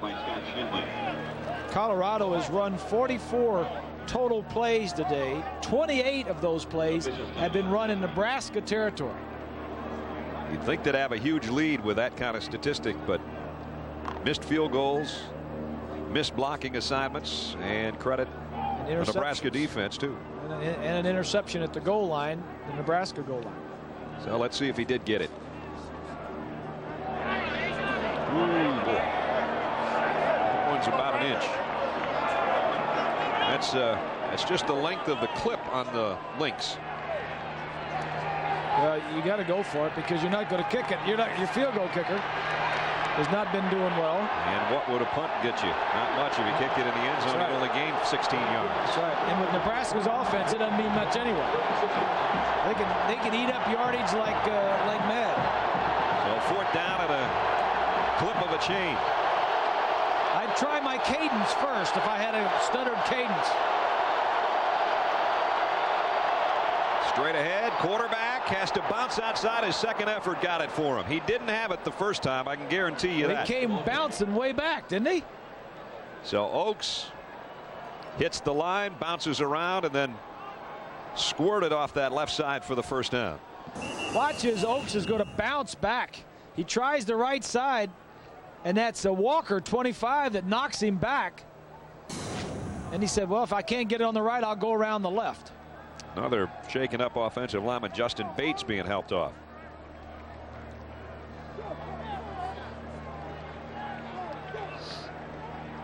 This is not a very deep, as far as depth, offensive line. Gary was telling me this week that one of the things when he got here, he says they didn't have a good supply of offensive linemen. And with Bates out, Hage comes in there, and Hage is a true freshman. Yeah. But it is a first down, Colorado. Oaks fires. Minardi couldn't hold it. Dewan Gross out there, number 5 on the corner, was covering. Tonight only, 2 guys and a girl and Norm are back-to-back with all new episodes, and we guarantee you'll get some laughs tonight starting 8 o'clock, 7 Central on ABC. The line of scrimmage, the 35-yard line, trailing 14-10. The Colorado Buffaloes right back where they've spent a lot of this game in Nebraska territory, but not a lot to show for it. And it's Oaks out a keeper off the fake draw, and he bounces his way near the 30, where it's going to be 3rd down and a long 5, almost 6. Oaks doing a nice job of avoiding a loss.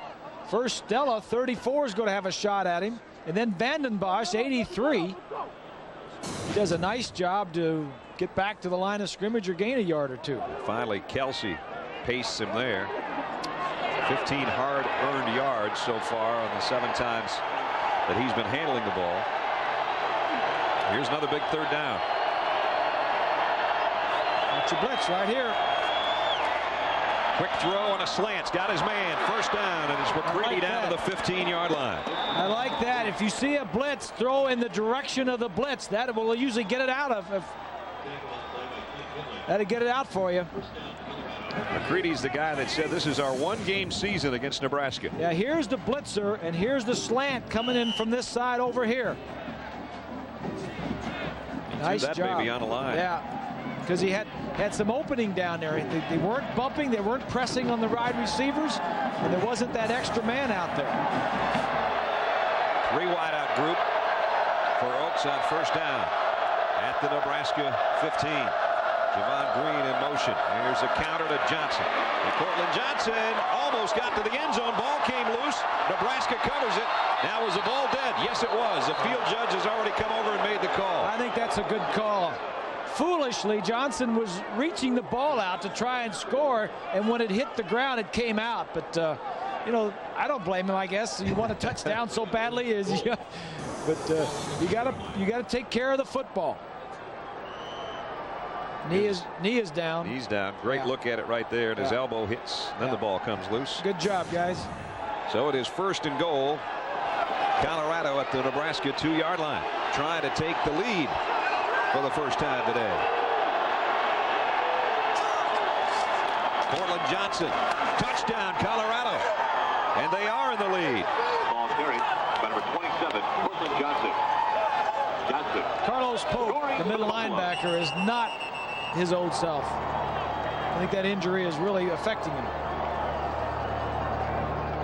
Cortland Johnson, the guy that scored, has not gotten back up yet. Took it in from 2 yards, his second touchdown of the day. There's another look at the score.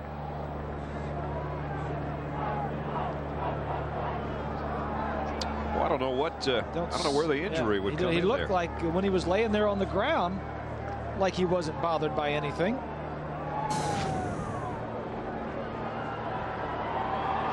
And a little bit woozy. Maybe somebody rode over on his ankle. Oh, maybe he's got a problem with a contact or something. At any rate, he's coming out with another touchdown and a lead for his team. Cortland Johnson Jr. out of St. Louis. Big game last year and another one here today so far. Mariscal now to try to give Colorado a 3-point advantage. Ooh, and he does. Nothing is easy. No, it's not. With the field goals and the extra points today. So 9:57 and the folks that made the trip from Boulder enjoying themselves right now. Colorado in front. Just under 10 minutes left, third quarter. 17-14 now. On a 73-yard march, a little over 4.5 minutes and 17 straight points. And as our ace statistician Pat McGrath just pointed out during the break, does this one eerily look a little bit like Oklahoma? Remember 14-0 Nebraska at the end of one quarter? Yep. And Oklahoma comes back to win that one. This one's got the makings of the same type of thing, only with not as big a stakes at hand. From the 4 is Walker. Joe goes out to about the 25-yard line, and that's where Nebraska's going to have to work from behind for the first time today. Here's our Aflac trivia question this week. How many players, this is our Thanksgiving theme, folks, how many players on these teams weigh 300 pounds or more? Just take a guess. Just take a random thought crack at it, and we'll have the answer for you in a few minutes. There's one of them. There's a 300-pounder. There's another. Nebraska's got some up front. And Alexander, no gain on that play. Well, one of the things that will stop an offensive drive are fumbles, and this is one fumble on the first possession of the game. Crouch pitches it again. Another fumble. Both fumbles on option tosses. Both take away from drives. Nebraska's had the ball 7 possessions, and 2 of them have been stopped because of the fumbles. That first fumble didn't hurt him. The second one cost him a touchdown. Crouch straight drop this time. Plenty of time to throw. Kind of a knuckleball, incomplete. Intended for Davison. Bob and Brad, if you think back about those 2 fumbles we just saw, the position between the quarterback and the trailing back both were very, very different.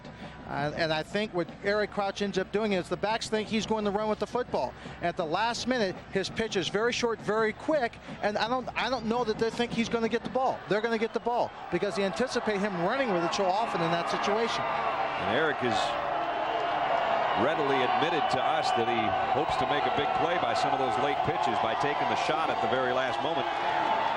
Today, with a drop back this time, and that time he threw a shot to Davison for the first down. Good pitch and catch there. This is what Colorado wants to get Nebraska into, is 3rd and long, where you've got to get Crouch back in shotgun throwing the football. Nicely done. That's a perfect throw there. Good pass protection from a line that's not usually to pass protect a lot. And they pick up 15 on a 3rd and 10. So now first down at the 40. He drops back, wants to throw again. Sideline ball. Davison got tangled up over there with Donald Strickland. It's a good call because that's what he wanted. He wanted a deep pass to Davidson, and when he wasn't there, he just threw it out of bounds. A play when Colorado, I'm sure, was thinking option or run after they picked up the first down. A little bit of an element of surprise there, but it comes up incomplete. So 2nd and 10. at the 40. Again, Crouch from the gun. 3 wideouts. And he'll keep it on a quarterback draw. And it opens up for him. Eric Crouch, first down into Colorado territory at the 47-yard line. That's where he can kill you. Watch the offensive line on this one. Here's the right guard. Watch as he's going to slide and come around and make the block. That's Finotti. He's 300 pounds. Right here, the block. Fullback blocks there, and the quarterback runs the quarterback draw right up the middle. Finotti, the 335-pounder, good feet. Still isn't 19 years old. Yeah. Do you believe that? Here's the run off the left side and a pickup only of about a yard. Finotti will turn 19 tomorrow. Day after tomorrow, isn't it? The 26th? 26th. Is today the 25th? I have no idea. No, anyway, it isn't. His birthday's coming up in a day or so, and he's a sophomore already. He's going to end up being a senior that'll be 20. He'll be in the National Football League by the time he's 20. So he plays at Nebraska. Last year he was 17 during the season. Now he's 18 during the season. 19 and 20 his senior year. He'll be around a long time. And he's a good one. Why did he start so soon? I have no idea. Here's Crouch, got a man wide open, and he got him. His tight end, John Bowling, and he goes bowling for the marker. Don't forget, coming up Monday night, it'll be Brett Favre and the Packers trying to stay in a wild card hunt in the NFL. In the NFC, they'll take on the Carolina Panthers in Charlotte. That's 9 o'clock on Monday night. And on Sunday night on ESPN at 8:30 Eastern, it's the Giants traveling to Phoenix to take on the Cardinals. A couple good NFL games coming up this weekend on ESPN and on ABC. 3rd and short, and first down run by Alexander.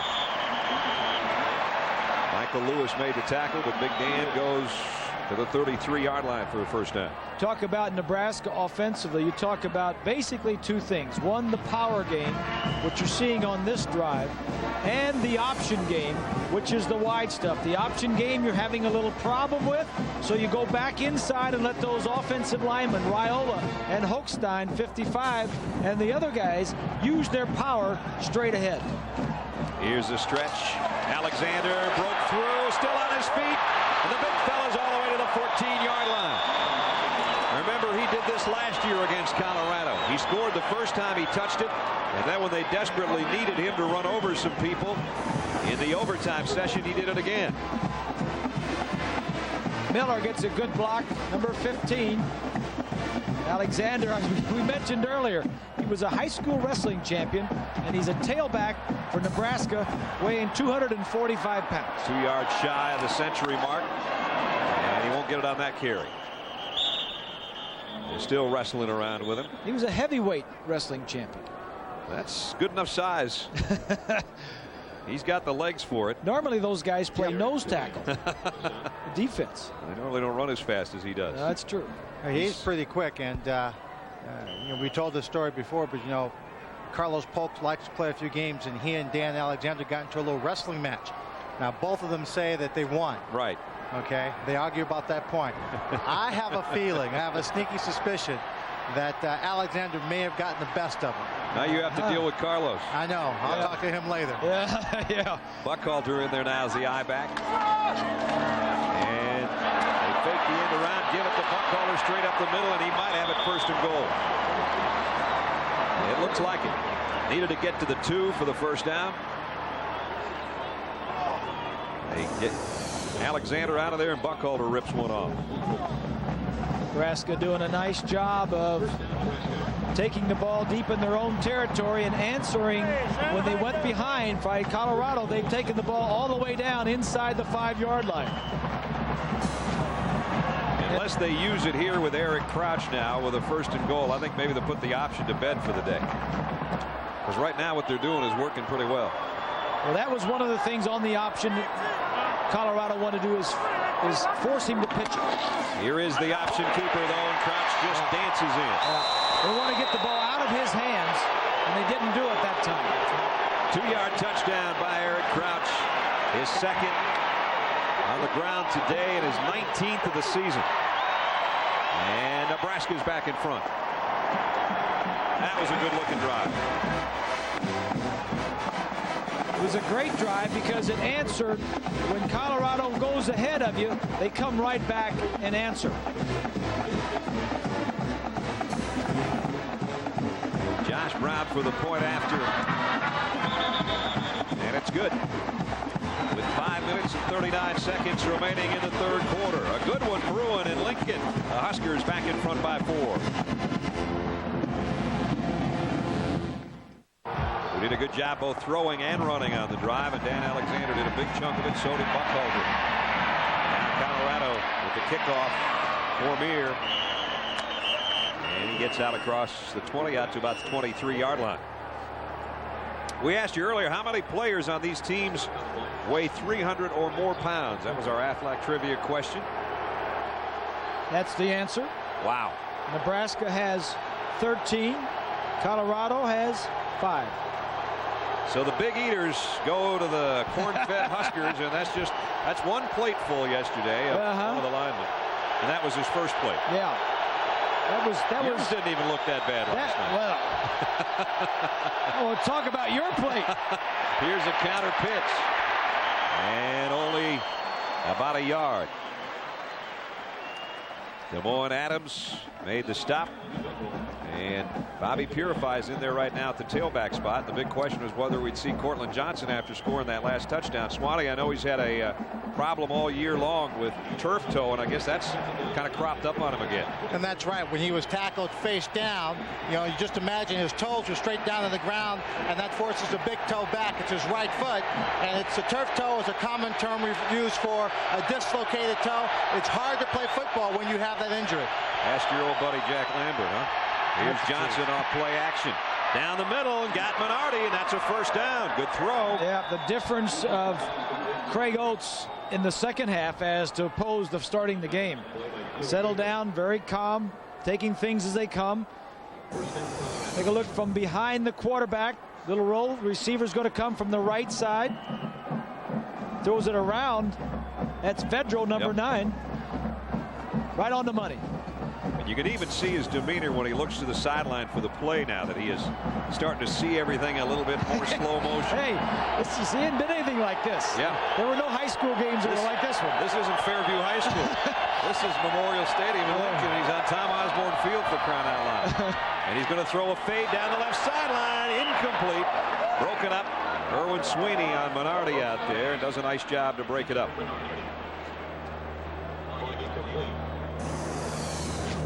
Single coverage on the outside. Minardi is 6'2". Sweeney's about the same size. Just a good play by Sweeney, who had that interception in the first half at the goal line. Second down and 10. Colorado trailing by 4. A little over 4 left in the third quarter. And it's Purified. Got a couple. Banded Bosch went low, knocked him off his pins. What a game this guy's had. He really is. I mean, he was blocked way out on the end and came all the way back to the inside to make the play. He's a 3-time academic All Big 12 performer. He's going to graduate next spring. Got about a 3.83 going. He looks like a big ugly, but he's smart. And he can really play the game. If he lets some hair grow on that bald head of his. He's got that pro wrestler thing going on. Down the middle, pass complete. First down and then some. And it's Graham, the tight end. And he rambles into Nebraska territory again inside the 48-yard line. On a 3rd and 7, they got 14 more. Yeah, nice play, well designed. Shanley, the linebacker. Here's Graham, the tight end. He's just going to come across the field. Linebacker's going to be right on him, but right there he's got him beat by a step. Look out, everything else is cleared out. Nice call, well-designed play. Cortland Johnson is checked back in for Colorado. And Oaks wisely takes a knee as John Clanton fell into the neutral zone. It appears it's going to be offsides on Nebraska.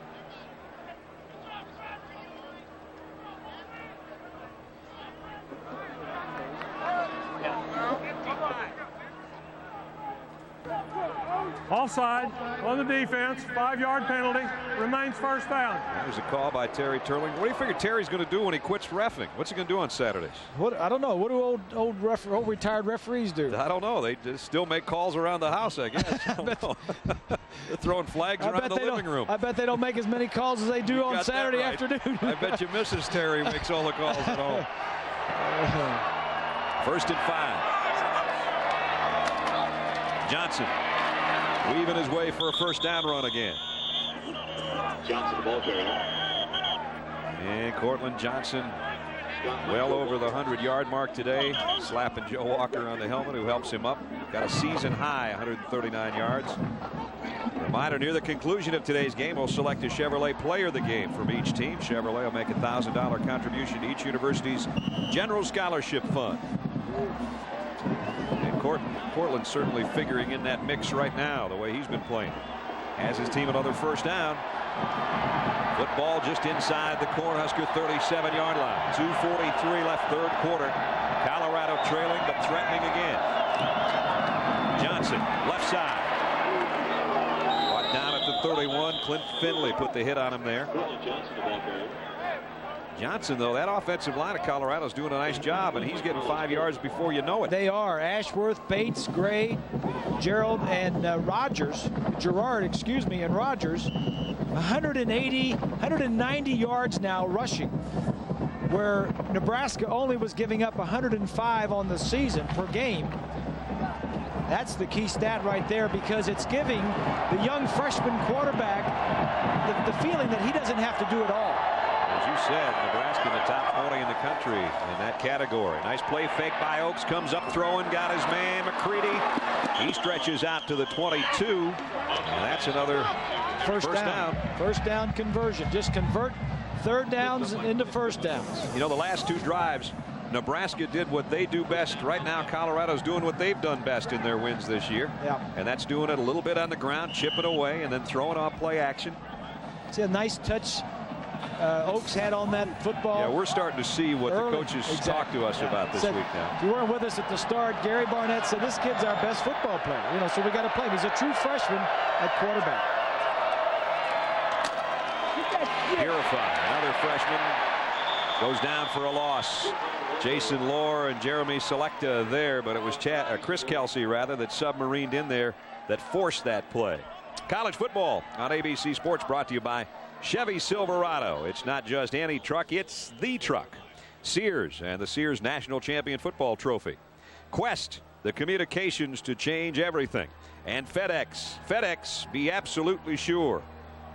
You can even FedEx something from out there in the prairie from that barn. It'll get there the next day. There you go. Carlos Polk still in there on a bad knee. Has a touchdown defensively today. And he's stalking behind that defensive line on 2nd and 12. Nice hit put on by Joe Walker on Roman Hollowell. Short gain on the play. Got a couple. Hollowell may be the smallest player on the field. He's 5'6", 160. With a first name like Roman, he seems bigger. But he's not very big. He is dangerous as a punt returner. Third down at 7. This is a huge play for both teams in the waning moments of the third quarter.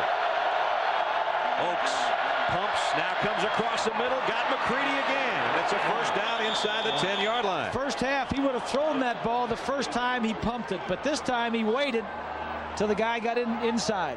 And you can see Colorado feeling it on this drive again. Uh-oh. See, he's throwing around the linebacker. He was ready to throw it. There was a red shirt there, so he waited till the McCready, the wide receiver, slid inside and threw it inside. And he's holding up 4 fingers saying maybe the fourth quarter will be ours. We'll find out. It's 21-17 at the end of 3. An ABC Sports presentation of college football continues after this message and a word from our ABC stations. Didn't we tell you a couple hours ago, Nebraska and Colorado always play it tight the day after Thanksgiving? We enter the fourth quarter. It's 21-17, 8th-ranked Nebraska. But Colorado's chewed up 69 more yards over 5.5 minutes. The 12th play of the drive is coming up, and they've got it 1st and goal at the 8-yard line. They dominated the third quarter as far as time of possession. Nice play fake by Oaks. Throws on the run. Got it to his man at the 5-yard line. Scott Nemeth, the fullback, knocked out of bounds over there. Randy Stella doing a nice job of staying with his man. You mentioned time of possession in that third quarter. Let's take a look at the pass, the completion, and the coverage. Colorado had it over 10 minutes in that third quarter, compared to like Nebraska, like 4 minutes and 45 seconds. This is the third straight drive that Colorado's had at least 11 plays or more. Here's the toss. Cortland Johnson. He's close. At about the 1-foot line. Boy, does he run north and south? Absolutely. There's no wasted motion by him. He's only 5'9", about 205. And 149 yards for him as he got it that close. Great effort. And I'd be the most shocked person in the stadium if he doesn't get another crack at it. Of course, Nebraska is thinking that as well. 3rd and goal. He'll get another shot up over the top. He got there. Touchdown. Cortland Johnson, 150 yards and 3 touchdowns on the day.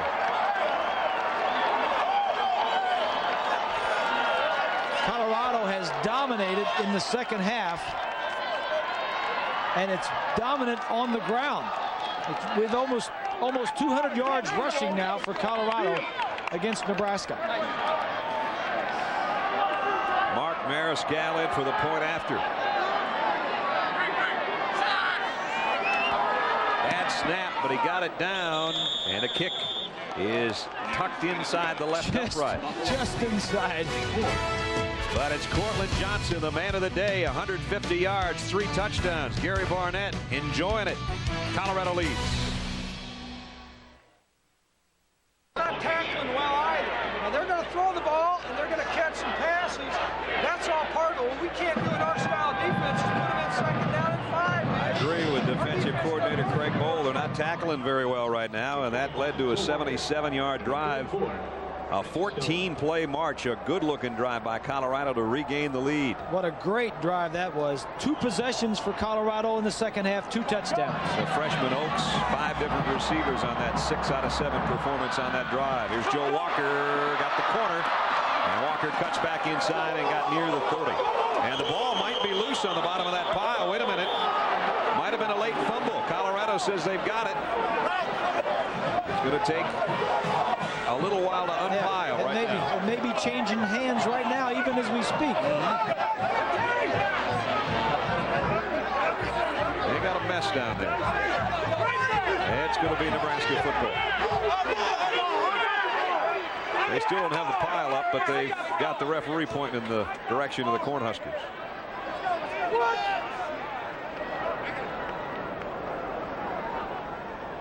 So Nebraska maybe dodged a little bit of a problem there. That certainly would have given Colorado a great opportunity. They already lead by 3 with 14 minutes left. Frank Solich on the sideline and Congressman Tom Osborne in the booth. The votes are in Nebraska. It was only 82% for Tom to get into Congress. He's probably saying, what happened to the other 18%? That's right. They were Colorado fans, maybe. I don't know. Here's Eric Crouch on the keeper. What a form tackle that was by Michael Lewis.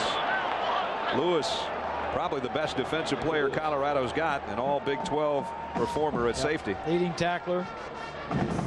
Dr. Tom is take a look at this play inside. Crouch using his running ability and a great hit. But Dr. Tom had pretty much everything his own way when he was a head coach here in Lincoln. When he goes to Washington, he's going to learn a whole new way of give and take. Blitz is going to take on a whole different connotation. Straight ahead. Buckhalter. And he might have the first down, I think. Deshaun Sykes made the tackle. There have been 4 possessions in the second half, 2 by Nebraska, 2 by Colorado. 3 of the 4 possessions have led to touchdowns. The other one was a fumble on the option by Nebraska. So the defenses hasn't stopped anybody here in the second half. And I think one of the reasons why Nebraska had a very successful drive the last time out, Bob, was that they had a much better passing game. They were able to complete a 3rd and long, a first down pass. And once you get a defense thinking more about just one aspect of your offense, then you've got a real chance to go after them, make some things happen. Much like Colorado has done, mixing the run and the pass against the Nebraska defense. Tell you what, they might pass right here. They just requested a new football. Crouch was 2 of 4 on the last drive that led to that touchdown and picked up a crucial 3rd down conversion.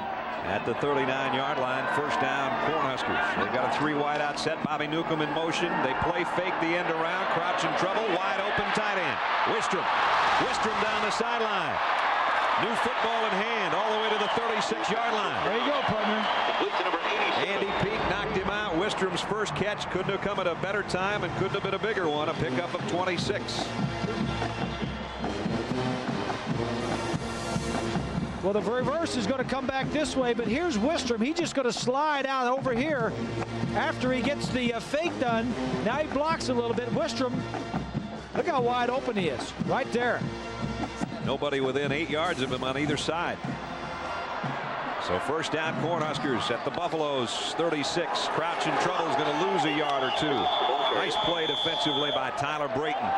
A defensive end. By Tyler Brayton. And that'll bring up second down and long. 12:40 left in the football game. Huskers trailing by 3.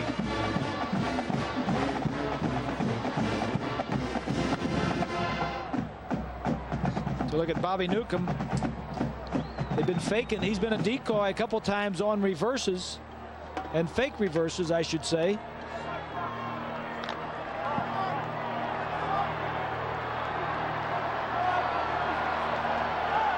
Second down and 12.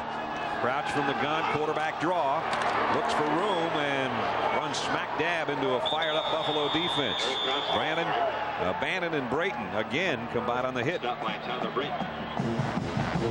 Brayton, a big sophomore, a couple big plays here. So now it's bringing up 3rd and 12, and 12 yards away is our 1st and 10 presented by Quest. You see the line they've got to reach is down at the 26-yard line. And this is one of those funny spots where it might be 2-down territory because they can't kick a field goal this long and a punt wouldn't do them much good. 3rd down and 12. We'll find out. Quick slant, complete, and a penalty marker. I think we're going to have roughing the passer maybe on Jay-Sean Sykes. The pass well short of the first down. Crouch is still on his backside. Eric just got up now. Sykes was the guy that applied the pressure. And we'll get the call in a sec. Number 7 right up the gut. Nobody touches him. Man, helmet right under the chin. Yeah, that's helmet to helmet, and there's no rule in college, but Roughing the passer. that's about $15,000 in the NFL. Yeah, that's right. And I think the NFL has done a nice job of cutting back some of the violence. And I think eventually the college game will do that also, because that, like you say, that hit would have been flagged and fined in the NFL. Let's watch that one real time one more time. Helmet to helmet. You don't have to do that. The game is violent enough. I mean, he may not have been able to pull himself off, but you didn't have to hit him like that. Now the give, Buchalter dancing his way down to about the 16-yard line. There's 11 minutes left in this game, but something that very rarely occurs. The Huskers are trailing by 3, and something that almost never happens. Could they lose at home to an unranked team? Yeah. And on the other side of the ledger, Colorado has beaten a ranked team for 13 years in a row, but they have not beaten one this year. Second down along 7. Here's the toss. Buckhalter's in an end around. No, they fake it. He's going to keep it. He got the corner. Bumped out of bounds before he got to the first down marker by Phil Jackson. And a penalty marker on this play as well. That one thrown in the general vicinity of holding. Because of where he turned that corner, he might have had a little help with a turn signal out there in front of him. Good call, partner. Here it is. And that negates a good run that got it down to the 10-yard line. Frank Solich has lost only one game against an unranked team. That was Texas. And look at the record in the last 13 years for Nebraska at home. 80 wins, only 3 losses. So they're not usually in a spot where they're behind, and they're very seldom in a spot when they're behind at the end of the game. Here for one of those losses, University of Washington came here and beat them, and the fans of Nebraska, you got to say, I think the fans of Nebraska are the best fans of all of college football, because at the end of that game, when the Washington Huskies went off that field, the fans got an ovation. They applaud them. Yeah, exactly. The 3 losses were to Colorado in 90, Washington in 91, and Texas in 98. It don't happen often, folks. Here's a throwback screen. And Buckholder in the open field inside the 20. Down to the 10. He's got it, first and goal, Nebraska. Well designed.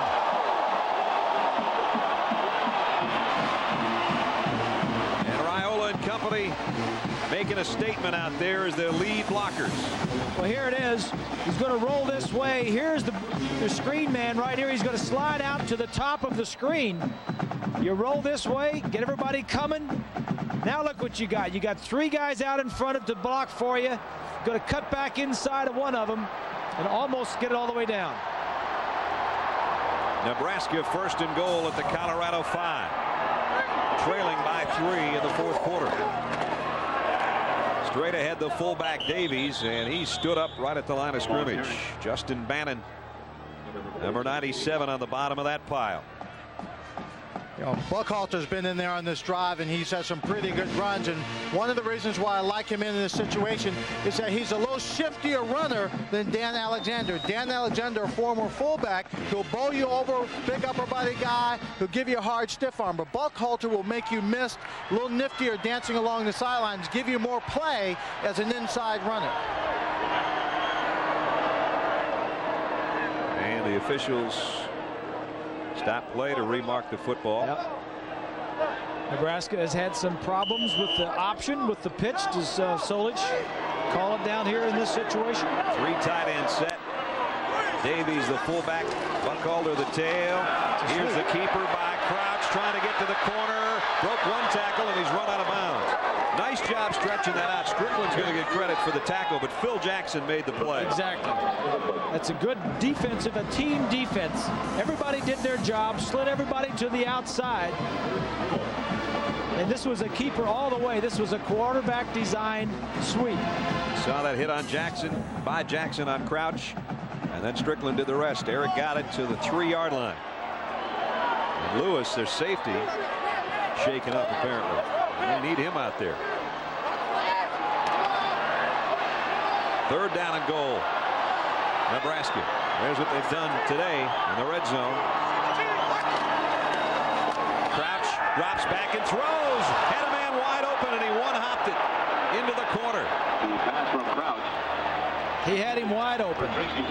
Nobody around Wistrom, and Crouch threw a bad ball. Yeah, he did, no question about it. Here's Wistrom here. He's just going to slide out here. He's going to fake and just get back into the backfield. He hurried that a little bit, didn't he, Bob? He did. He did. He didn't have to, because look how wide Wistrom is open. You know what I think? I think Crouch, in practice, you always have to throw that quickly, and he probably said it didn't look. He just came out and he said, I got to throw it quick, and I'm going to throw it. Going for the tie, and it's good. They're telling me now from the truck that pass was deflected a little bit, that we could not see. They did get the 3, though. The 7 was oh so close, or could have been. But the pass by Crouch was tipped just a bit. They'll have to settle for the tie. Game, Jay-Sean Sykes had that late hit on Eric Crouch. Not a late hit, but a helmet-to-helmet hit. A roughing the quarterback penalty kept the 69-yard drive for Nebraska alive. They have to settle for a field goal, and we're even at 24. As the kick sails out of bounds, Colorado will work from the 35-yard line as the penalty markers fly. Out comes the Nebraska defense now. Their job in front of them to stop Colorado, give their offense a chance to get it back and win it.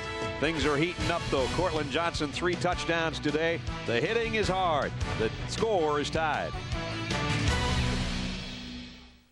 Certainly not a game of leftovers, is it? 24-24, 9:18 left. And Colorado's got a first down at its own 35-yard line. The freshman quarterback trying to engineer an upset on his first trip in here as a player. And the other freshman, Purify, gets about a yard, and that's it. With 9:12 left in the ball game, let's check in with John Saunders in New York. John, and happy holidays to you and Terry. We didn't get a chance to talk to you. Here's a first down throw. Green in the open field. Javon Green spinning his way into Nebraska territory. That was on a second down, I should say, and they got 16 yards. To look at Colorado last 3 possessions. Look at the number of plays right here. Man. And 2 touchdowns right over here. Sometimes you can go a whole half and not have that many plays. Well, the defense has kind of taken away any big plays, but the offenses in the second half have just marched it right down and scored on 4 or 5 possessions. Oaks has hit his last 6 passes. He's thrown another one. Throwing down a sideline. Perfectly thrown to Minardi, but he couldn't hold it. And Minardi shaken up on the play. I thought he was going to haul that thing in. It looked like in the effort to try and catch that ball, when he hit the ground or from stretching out, no, he caught that ball. Did he catch it? He caught it. He did catch it. He caught it. Stretches out. Yeah. He did make the catch. I think he hurt his left shoulder. He catches the ball. Now watch him hit on his left shoulder. I couldn't see it. Went down hard and then got up holding either his shoulder or his sternum. Yeah. We'll try to check on him, but he sure got a big catch for his offense. Tied at 24, 8:11 remaining in the ball game. Here comes the freshman Craig Oaks. Came to this stadium one time with his dad in '96 at age 15 to watch a game because he thought Coy Detmer and the Buffaloes could pull off an upset. Here he is 4 years later trying to do it himself. And Cortland Johnson goes down, a loss of about a half yard on the play. Jason Lohr in on the stop. Less than 8 minutes remaining in the ball game. And here's a guy, Bob, that he says the first time he ever remembers this series was in '86 watching a game. That was the first time Bill McCartney was able to pull off an upset in Nebraska. He's in the thick of it right now. He took about a quarter and a half to really get going, but I'm very impressed with him. He is into the flow of it. He is calmed down. He is no longer a true freshman quarterback. Here he is off play fake, wants to throw back a screen, incomplete, had to get out of the way. One of his linemen, as Carlos Polk blew that thing up along with the pressure from Vandenbosch. Cortland Johnson was the intended receiver. Had they been able to get it to him, he had a convoy out there. You talk about making a quick decision. When he turned around and saw the thing had blown up, there were red shirts out there, Nebraska defensive players. He just overthrew everybody and just got rid of the sack. I'll tell you, Vandenbosch is a really fine example of not just a guy who's dedicated to the game and the school. You talked about his great schoolwork, but he is also a scholar recipient of the National Football Foundation Hall of Fame, an $18,000 postgraduate scholarship. He is playing a whale of a game. Here's a throw, incomplete, intended for Minardi, who had checked back in there after that sensational catch, and DeJuan Gross broke it up. Going to go with the field goal. Yep. Minardi, single coverage out on Gross. A little slant. A little bit behind him and a little late. Timing just not right. So it's Mark Mariscal, who's had some trouble today. He missed a potential game winner from 41 yards against USC. He's going to try a 41-yarder here to put his team in front late in the fourth quarter. And it's blocked. And it's Kelsey who's got it. Nebraska's blocked another one. Craver blocked it. Kelsey covered it.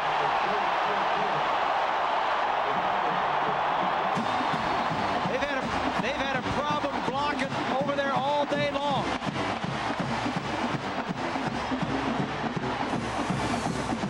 Over on this side right here, here's Craver. There's 2 guys rushing to that side. Right there. Look at this guy right here. He's got to block both of them. You can't do it very well. One of them gets in there. It's Craver on the outside. The snap may have been a little tight. Minardi tried to straighten it out, but it was too late. Craver, who's a great kick blocker and has returned a couple punts for touchdowns this year, and now it's Buckhalter into the open field, and Corral Buckhalter's got a first down, Nebraska. We approach 7 minutes, and here come the Cornhuskers. Special teams will kill you. You better be strong on special teams, or you're not going to win many ball games, or not many big ball games. Colorado could have a 9-point lead in this game were it not for their unspecial teams. And now Nebraska maybe thinking they've got the Buffs right where they want them. They're in their territory. There's 7 minutes left in the game. Let's see if we go to power Nebraska football to try to win this. Straight ahead. Buckhalter now kicks it outside. Got the corner. Whew. Wicked hit out there. Phil Jackson had to go low, and Buckhalter went right over the top. Buckhalter was going to hit whoever came out. He didn't care about gaining any more yardage. He was lowering his shoulder. And Jackson went low to preserve his life. Jackson was putting on a red light, and Buckhalter just ran the light. Yeah. Here comes Jackson. He says, oh no, I'm coming low. I'll give it up. 69 yards for Buckhalter. He got 17 there. First down. Now it's Miller. And Jay Sean Sykes has to bulldog him down at the 25-yard line. Our sprint PCS game fact. Nebraska has led the nation in rushing 11 times since 1980. 13 times overall. And I got news for you folks. It's going to be 14 because Ohio State is over 40 yards behind them per game. And Ohio State can't catch them now. No, they average 355 yards. Nebraska does rushing. You see today only 267, so they're almost 100 yards below their average. I don't know if that was Brian Dawson or Santa Claus, but somebody on the sideline in red, obviously cheering for the Cornhuskers wearing that uniform. Lewis comes in there, makes the stop along with Sykes, and a loss on the play as Crouch goes down. And 5:45 all it remains. Don't forget, coming up next, we're going to have a big battle in Texas. It'll be the number 22 Aggies against the 13th ranked Longhorns. That'll be our game to follow. Brent and Gary and Jack are waiting on that one.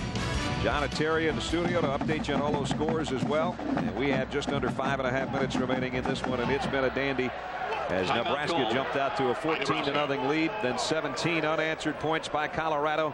We've seesawed back and forth in this second half, and with 5:28 left, we're dead even at 24. Mark Mariscal looking on. He has missed 2 field goals. He's had 2 blocks. I think a lot of you remember the game we did last year. Jeremy Aldridge had an opportunity to win that game in overtime at Folsom Field that ended up going to OT, and Eric Crouch won that one for Nebraska. 3rd down and 8. Crouch is going to keep it. He's got the first down. He's got more. Eric Crouch, touchdown!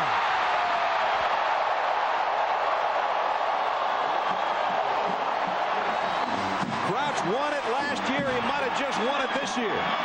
26 yards.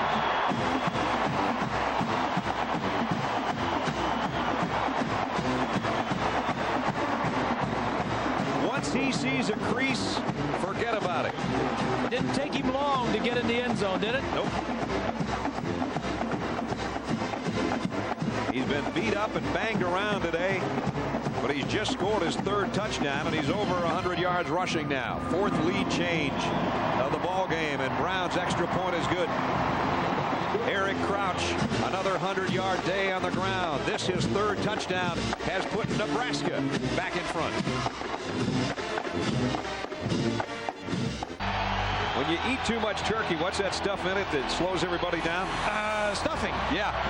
Right here. Watch him. Watch Masoni right here. He goes up and takes the pitch man.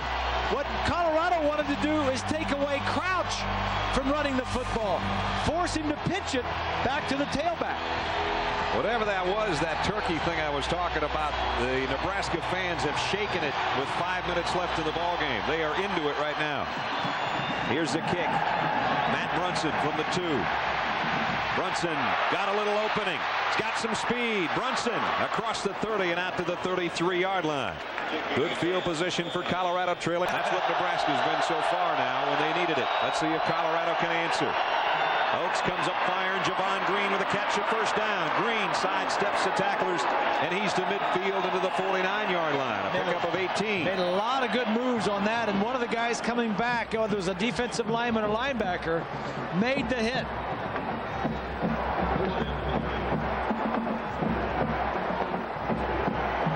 First down at the 49.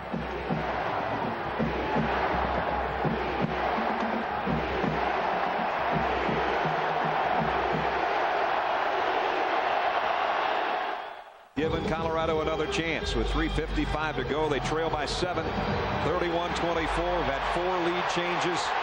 Nebraska led 14-0 early in the game, then 17 straight points by Colorado, and now Nebraska, their last 3 possessions, has produced 17 points, and they lead 31-24. Now Nebraska asked for a timeout because Colorado came out in 4 wide receivers, and Nebraska didn't have the correct personnel. They ran it in from the sideline. Little chess game going on between the Cornhuskers and the Buffaloes. Let's check in with John Saunders in New York. John? Brad, time for the Burger King update. Coming up next, Texas and quarterback Chris Sims. He'll start the game. Major Applewhite practice all week. He is available. It'll be Texas against Texas A&M when we're done with your exciting one. He's coming back.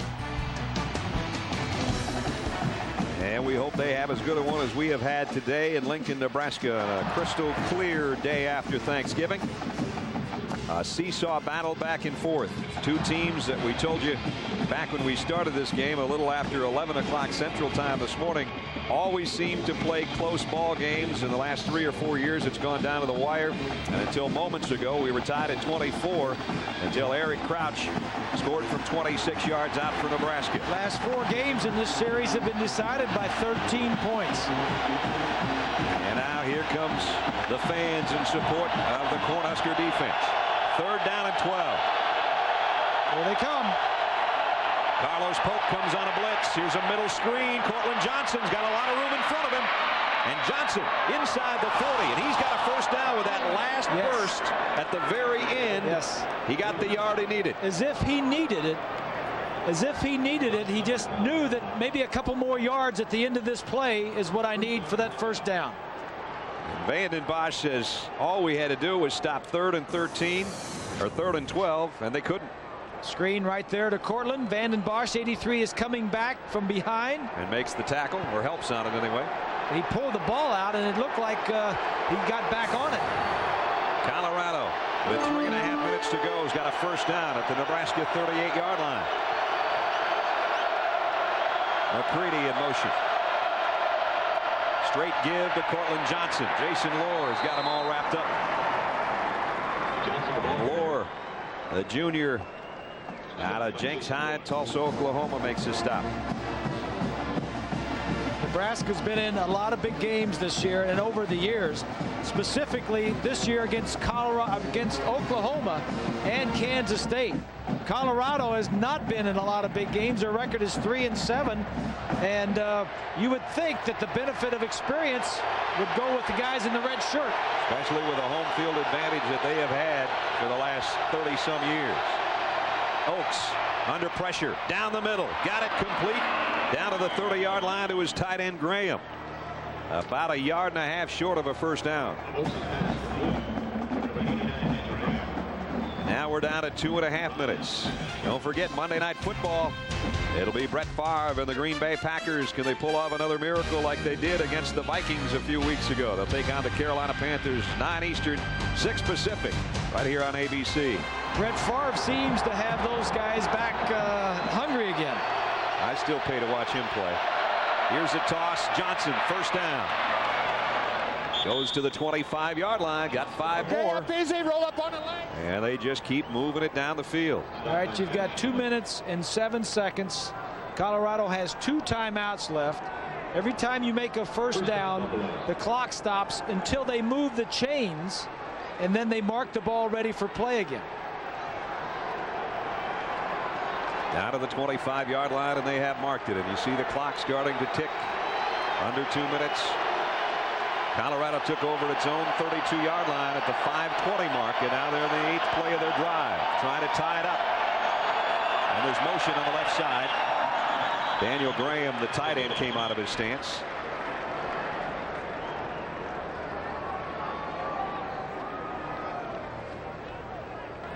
Before the snap, false start on the offense, 5-yard penalty, still first down. Only 3 penalties on Colorado all day long. Gary Barnett, every time I see Gary Barnett, I think of what a great job he did turning around the program at Northwestern, taking them to the Rose Bowl when nobody thought he could, and then coming back and winning another piece of the Big Ten championship the year after when nobody thought he would. And now playing with a team that has started 7 different true freshmen this season, including this one. Oaks, and Javon Green catches the back end of the ball. What a catch. And he got to the 20-yard line. Picked up 10, so they got the penalty back and 5 more. And now it's a timeout taken by Colorado. And that'll be their second. 1:16 to go. Big drive coming up. I want to thank some of the folks that spent the holiday with us. Our maintenance crew, Keith Pappas, Ed Perez, Ryan Zitlaw, Gene Kodolink, our tech support people, Steve Walder and Brian Dawson, Bart Grignan, Chris Stoffel, G.W. Farrar, our 1st and 10 line this year, Tom Boblet, and John De La Torre, our telco engineer. Bob Zinowitz. Cameras all season long. John Lawrence, and Peter Dingle, Jason Jobs, Todd Marshall, Kevin Edmondson, Mike Meyer, Mike DeJarlais, and John Brunn. Ingrid Serra, our graphics, and a great singer, by the way. Our videotape, Todd Koulis, John Wright, Greg Janik, Jerry Stainer, and Carmen Peterson. Our video this year, Bruce Smith and Jerry Sell. Audio, Pat Thornton, Marvin Bronstein, and Karen hoisting up here in the booth with us. Brad Sheldon, our technical director. Our production support staff, Fred Edwards and Eric Duncan, Preston Bentley, Kerry Stevenson, Amanda McGill, Brian Sciarrotta, Pat McGrath, and Clint Deans, our statistician and spotter. And that other group of support people, we call them the Ohio Players. Just some of the folks that spent the holiday with us. We're glad you're spending the day after Thanksgiving with us. And man, are we dishing up something for you here. Possible overtime in the making. 2nd and 5. Oaks goes complete to his tight end Graham, and he's got a first down, I think, at the 15-yard line. Joe Walker holding on for dear life. Graham has been a big-time player, tight end who's had an ankle problem. He's wearing an ankle brace today, but is coming up big with some huge catches for first downs. Oaks just calmly that time. Grease just tosses it there, and it's a first down. The difference between Oaks now as opposed to the first quarter is huge. 1st and 10 Colorado at the Nebraska 15. Oaks throws over the middle. Almost a one-handed catch by Graham. He couldn't hold it. Bounced it off his right hand and then down to his left knee, and it's incomplete. This is the guy we're talking about. Oaks, when Gary Barnett told us he's the best player on our team, he says we're going with him. That's what you're talking about now, the second half play of this young freshman quarterback. And his tight end, Bob, Daniel Graham, is going to be, I think, one of the better college football tight ends. He's got the size. He's an excellent blocker. And he's got the genes. His father, Tom Graham, great linebacker at Oregon and played for the San Diego Chargers. 2nd down at 10. Oaks from the gun. Lofts it to the end zone. Touchdown, Colorado. Bernardi's got it. And the Buffaloes a point away from tying it up. There's a flag, but I think it's going to be pass interference. I agree.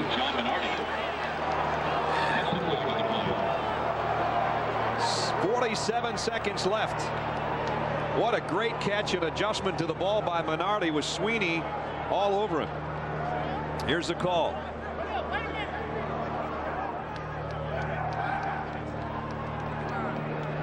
Defensive pass interference, decline, touchdown. And how about the freshman Oaks? And now an all-important point after upcoming as Oaks drops back out of the shotgun, fires it out there, put it where he had to put it. Minardi made the adjustment, and Sweeney was all over him with the interference. It didn't matter. Decline, it's a touchdown. Minardi holding on to that ball for dear life, and Oaks says, you know, doesn't get much better than that. When I was sitting there as a 5-year-old watching Bill McCartney's Buffaloes for the first time be able to pull off an upset of Nebraska, and he said, I knew right there I was going to wear a gold helmet someday. I don't know if he thought he was going to be quite in the thick of it this quickly. And don't you know, there's just a little bit of adrenaline pumping in that young man right now. He started off, what did he start, 0 for 6? Yeah, 0 for 5 or 6, couple of interceptions. And in the second half alone, 16 of 23, 189 yards, and the biggest hunk and the most important hunk of real estate moments ago for the touchdown. Well, they've had 4 possessions, and they've scored touchdowns on 3 of the 4 touchdowns. Here's a matchup right here. The receiver just going to go down and break to the outside. Look at all the room that Oaks has to throw to on the outside. He's throwing all this room out here, and that's what you want. Throw it to the outside, single coverage, and a nice play and a nice catch. Minardi sees it, keeps his concentration on the ball, and it's a tie ball game, or a 1-point game at least before the Is there a extra discussion going on whether or not this is going to be a 1 or 2 point attempt here? Colorado's got everybody around their coaches on the sideline. Well, you know, you're right, because the ball's on the left hash mark. They are going for 2. Wow. Well, you're on the road and you're an underdog. You try to play to win without going to OT. 3 wideouts to the top of your screen. Colorado goes for 2 for the lead. Oaks to the end zone. Green. He's got it. Javon Green makes the catch, and Colorado's in front. Is that a gutsy call? They said it was their bowl game. They don't want to go home disappointed, I guess. The 5th lead change. In that drive, Craig Oaks was 6 out of 8 for 70 yards and a touchdown, and he just threw a 2-point laser shot to Javon Green. Man. Big time play. Is that young man grown up today? We've seen him grow up. I like the call. You roll your quarterback out. You buy some time. Your 3 wide receivers are to the wide side of the field. Put the ball in the left hash mark. Catch. I caught it twice. He caught it twice. He caught it once, and then he caught it again. Gary Barnett, whose team lost so many close games the first 3 weeks of the season, and look at the jubilation on the face and the making of a freshman quarterback who, as Grease said a little while ago, isn't a freshman anymore. That's for sure. Wow. Making his 7th start of the year in the biggest game of his career so far. And what a disappointment on the other side. Yeah, we still got 47 seconds left. The way this game's going, who knows?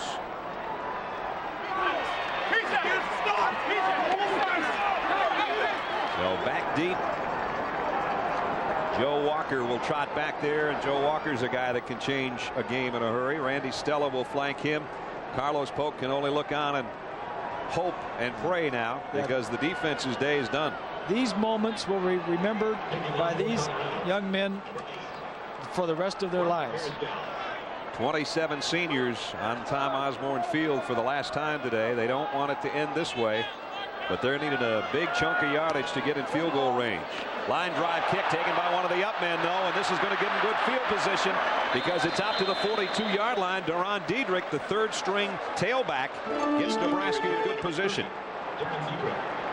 Our production assistants, John Coral and Charlie Vanacore. Jay Gleason, our technical manager. Mike Heskett, our production manager. Fred King's our associate director and is not a good singer. Raymond Martin's our associate producer. Today's game was directed by Chip Dean, produced by Jay Rothman. The coordinating producer of ABC's College Football is Bob Goodrich. Bob Tom's our director of production. The executive producer of ABC's College Football is John Filippelli. The executive producer of ABC Sports is Howard Katz. Nebraska with still a chance, but time running out. Crouch going deep for Davison, and it is almost picked off, and Davison and almost took it off Phil Jackson's hands. Incomplete. 37 seconds left. Now, if you're thinking about field goal, Josh Brown's longest field goal of the year is 40 yards, and he has had trouble today and this season. But here's another look at the long pass play. Well, almost intercepted. And that almost caught off the ricochet. Right. Crouch back to live action, goes complete. Tiptoeing out of bounds at the 47-yard line is John Gibson. So they get a little closer to the first down. The first down marker really doesn't matter too much right now. Well, Bob and Brad, as Nebraska's trying to come back from behind in the last seconds of this ball game to win, they need a big play. And someone who has been conspicuously missing from this offense has been number 12, Bobby Newcomb. Not only has he not been involved, I don't even think they tried to get him the ball. They just use him as a decoy. Yeah. He hasn't touched it. And now they go right back to Gibson. Same play, same result. First down, out of bounds at the 45 with 29 seconds left. Well, you would think that if you get Nebraska down at the end of the ball game and you got to Crouch has got to throw from the shotgun, that's exactly where you want him, having to throw the football. But you never know. Nebraska looking for its 9th win, trying to stay in the BCS picture. Late drive, and there's Bobby Newcomb. Swanee called for him, and he got him. The clock will stop. The clock will stop until they mark the ball ready for play when the chains are set. And it's at the 31-yard line. So another pass play, and they might have an opportunity for a kick. You got a timeout left. One timeout left for Nebraska. First down at the Colorado 31. Eric Crouch just going to keep it himself. Only got to the 30, though. Now you got to use your timeout. That play is going to be questioned a little bit. Clock stop with 10 seconds left. You're an option team. If that's what you do best, maybe you could get a long run from an option if the other team is expecting it. But if it doesn't work, then you got to stop the clock. Right now it would be a 47-yard field goal attempt. Career long for Josh Brown is 42. I mentioned earlier 40 is the longest he's kicked one this year. And right now Dominic Raiola is saying if we give you a chance and you miss, you're dead. No, wait a minute. I know he's not doing that. I just made that up.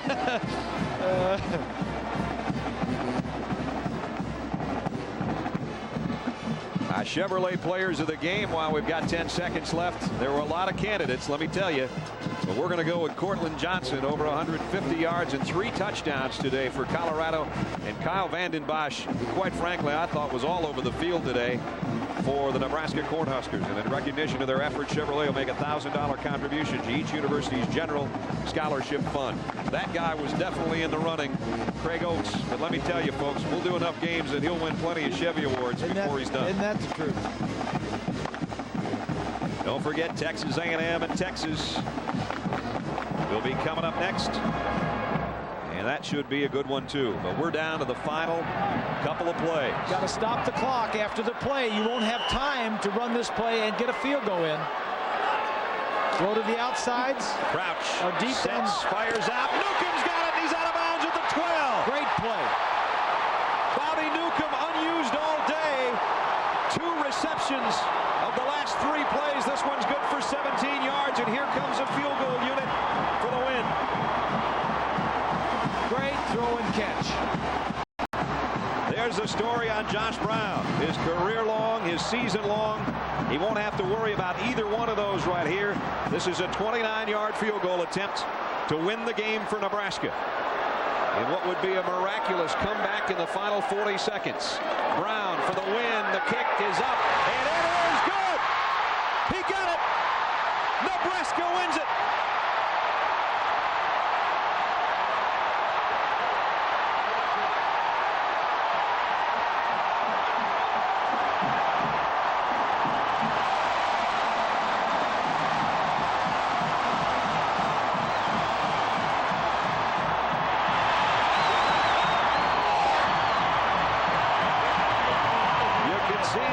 On both sides. As on this holiday weekend, both teams laid everything on Tom Osborne Field, but maybe it was some of that Osborne magic, or maybe it was just plain great football. Josh Brown for the game winner, and he knew as soon as he swung his leg that he had it, and Frank Solich knew too. What a game. And what a disappointment. But a lot to build on right here. Absolutely. Great football game, guys. That was fun. But it's a lot more fun, of course, for Nebraska. They win it 34-32, the final. Don't forget, coming up next on ABC, a battle in the Lone Star State, bragging rights between Texas A&M and Texas. ABC Sports is online at ESPN.com. Keyword, ABC's college football. Well, it was quite a battle. Hope you have a great holiday weekend, everybody. For Bob Greasy and Lynn Swan and our entire ABC crew, Brad Nessler from Lincoln, Nebraska, this has been a presentation of ABC Sports, continuing the tradition of excellence.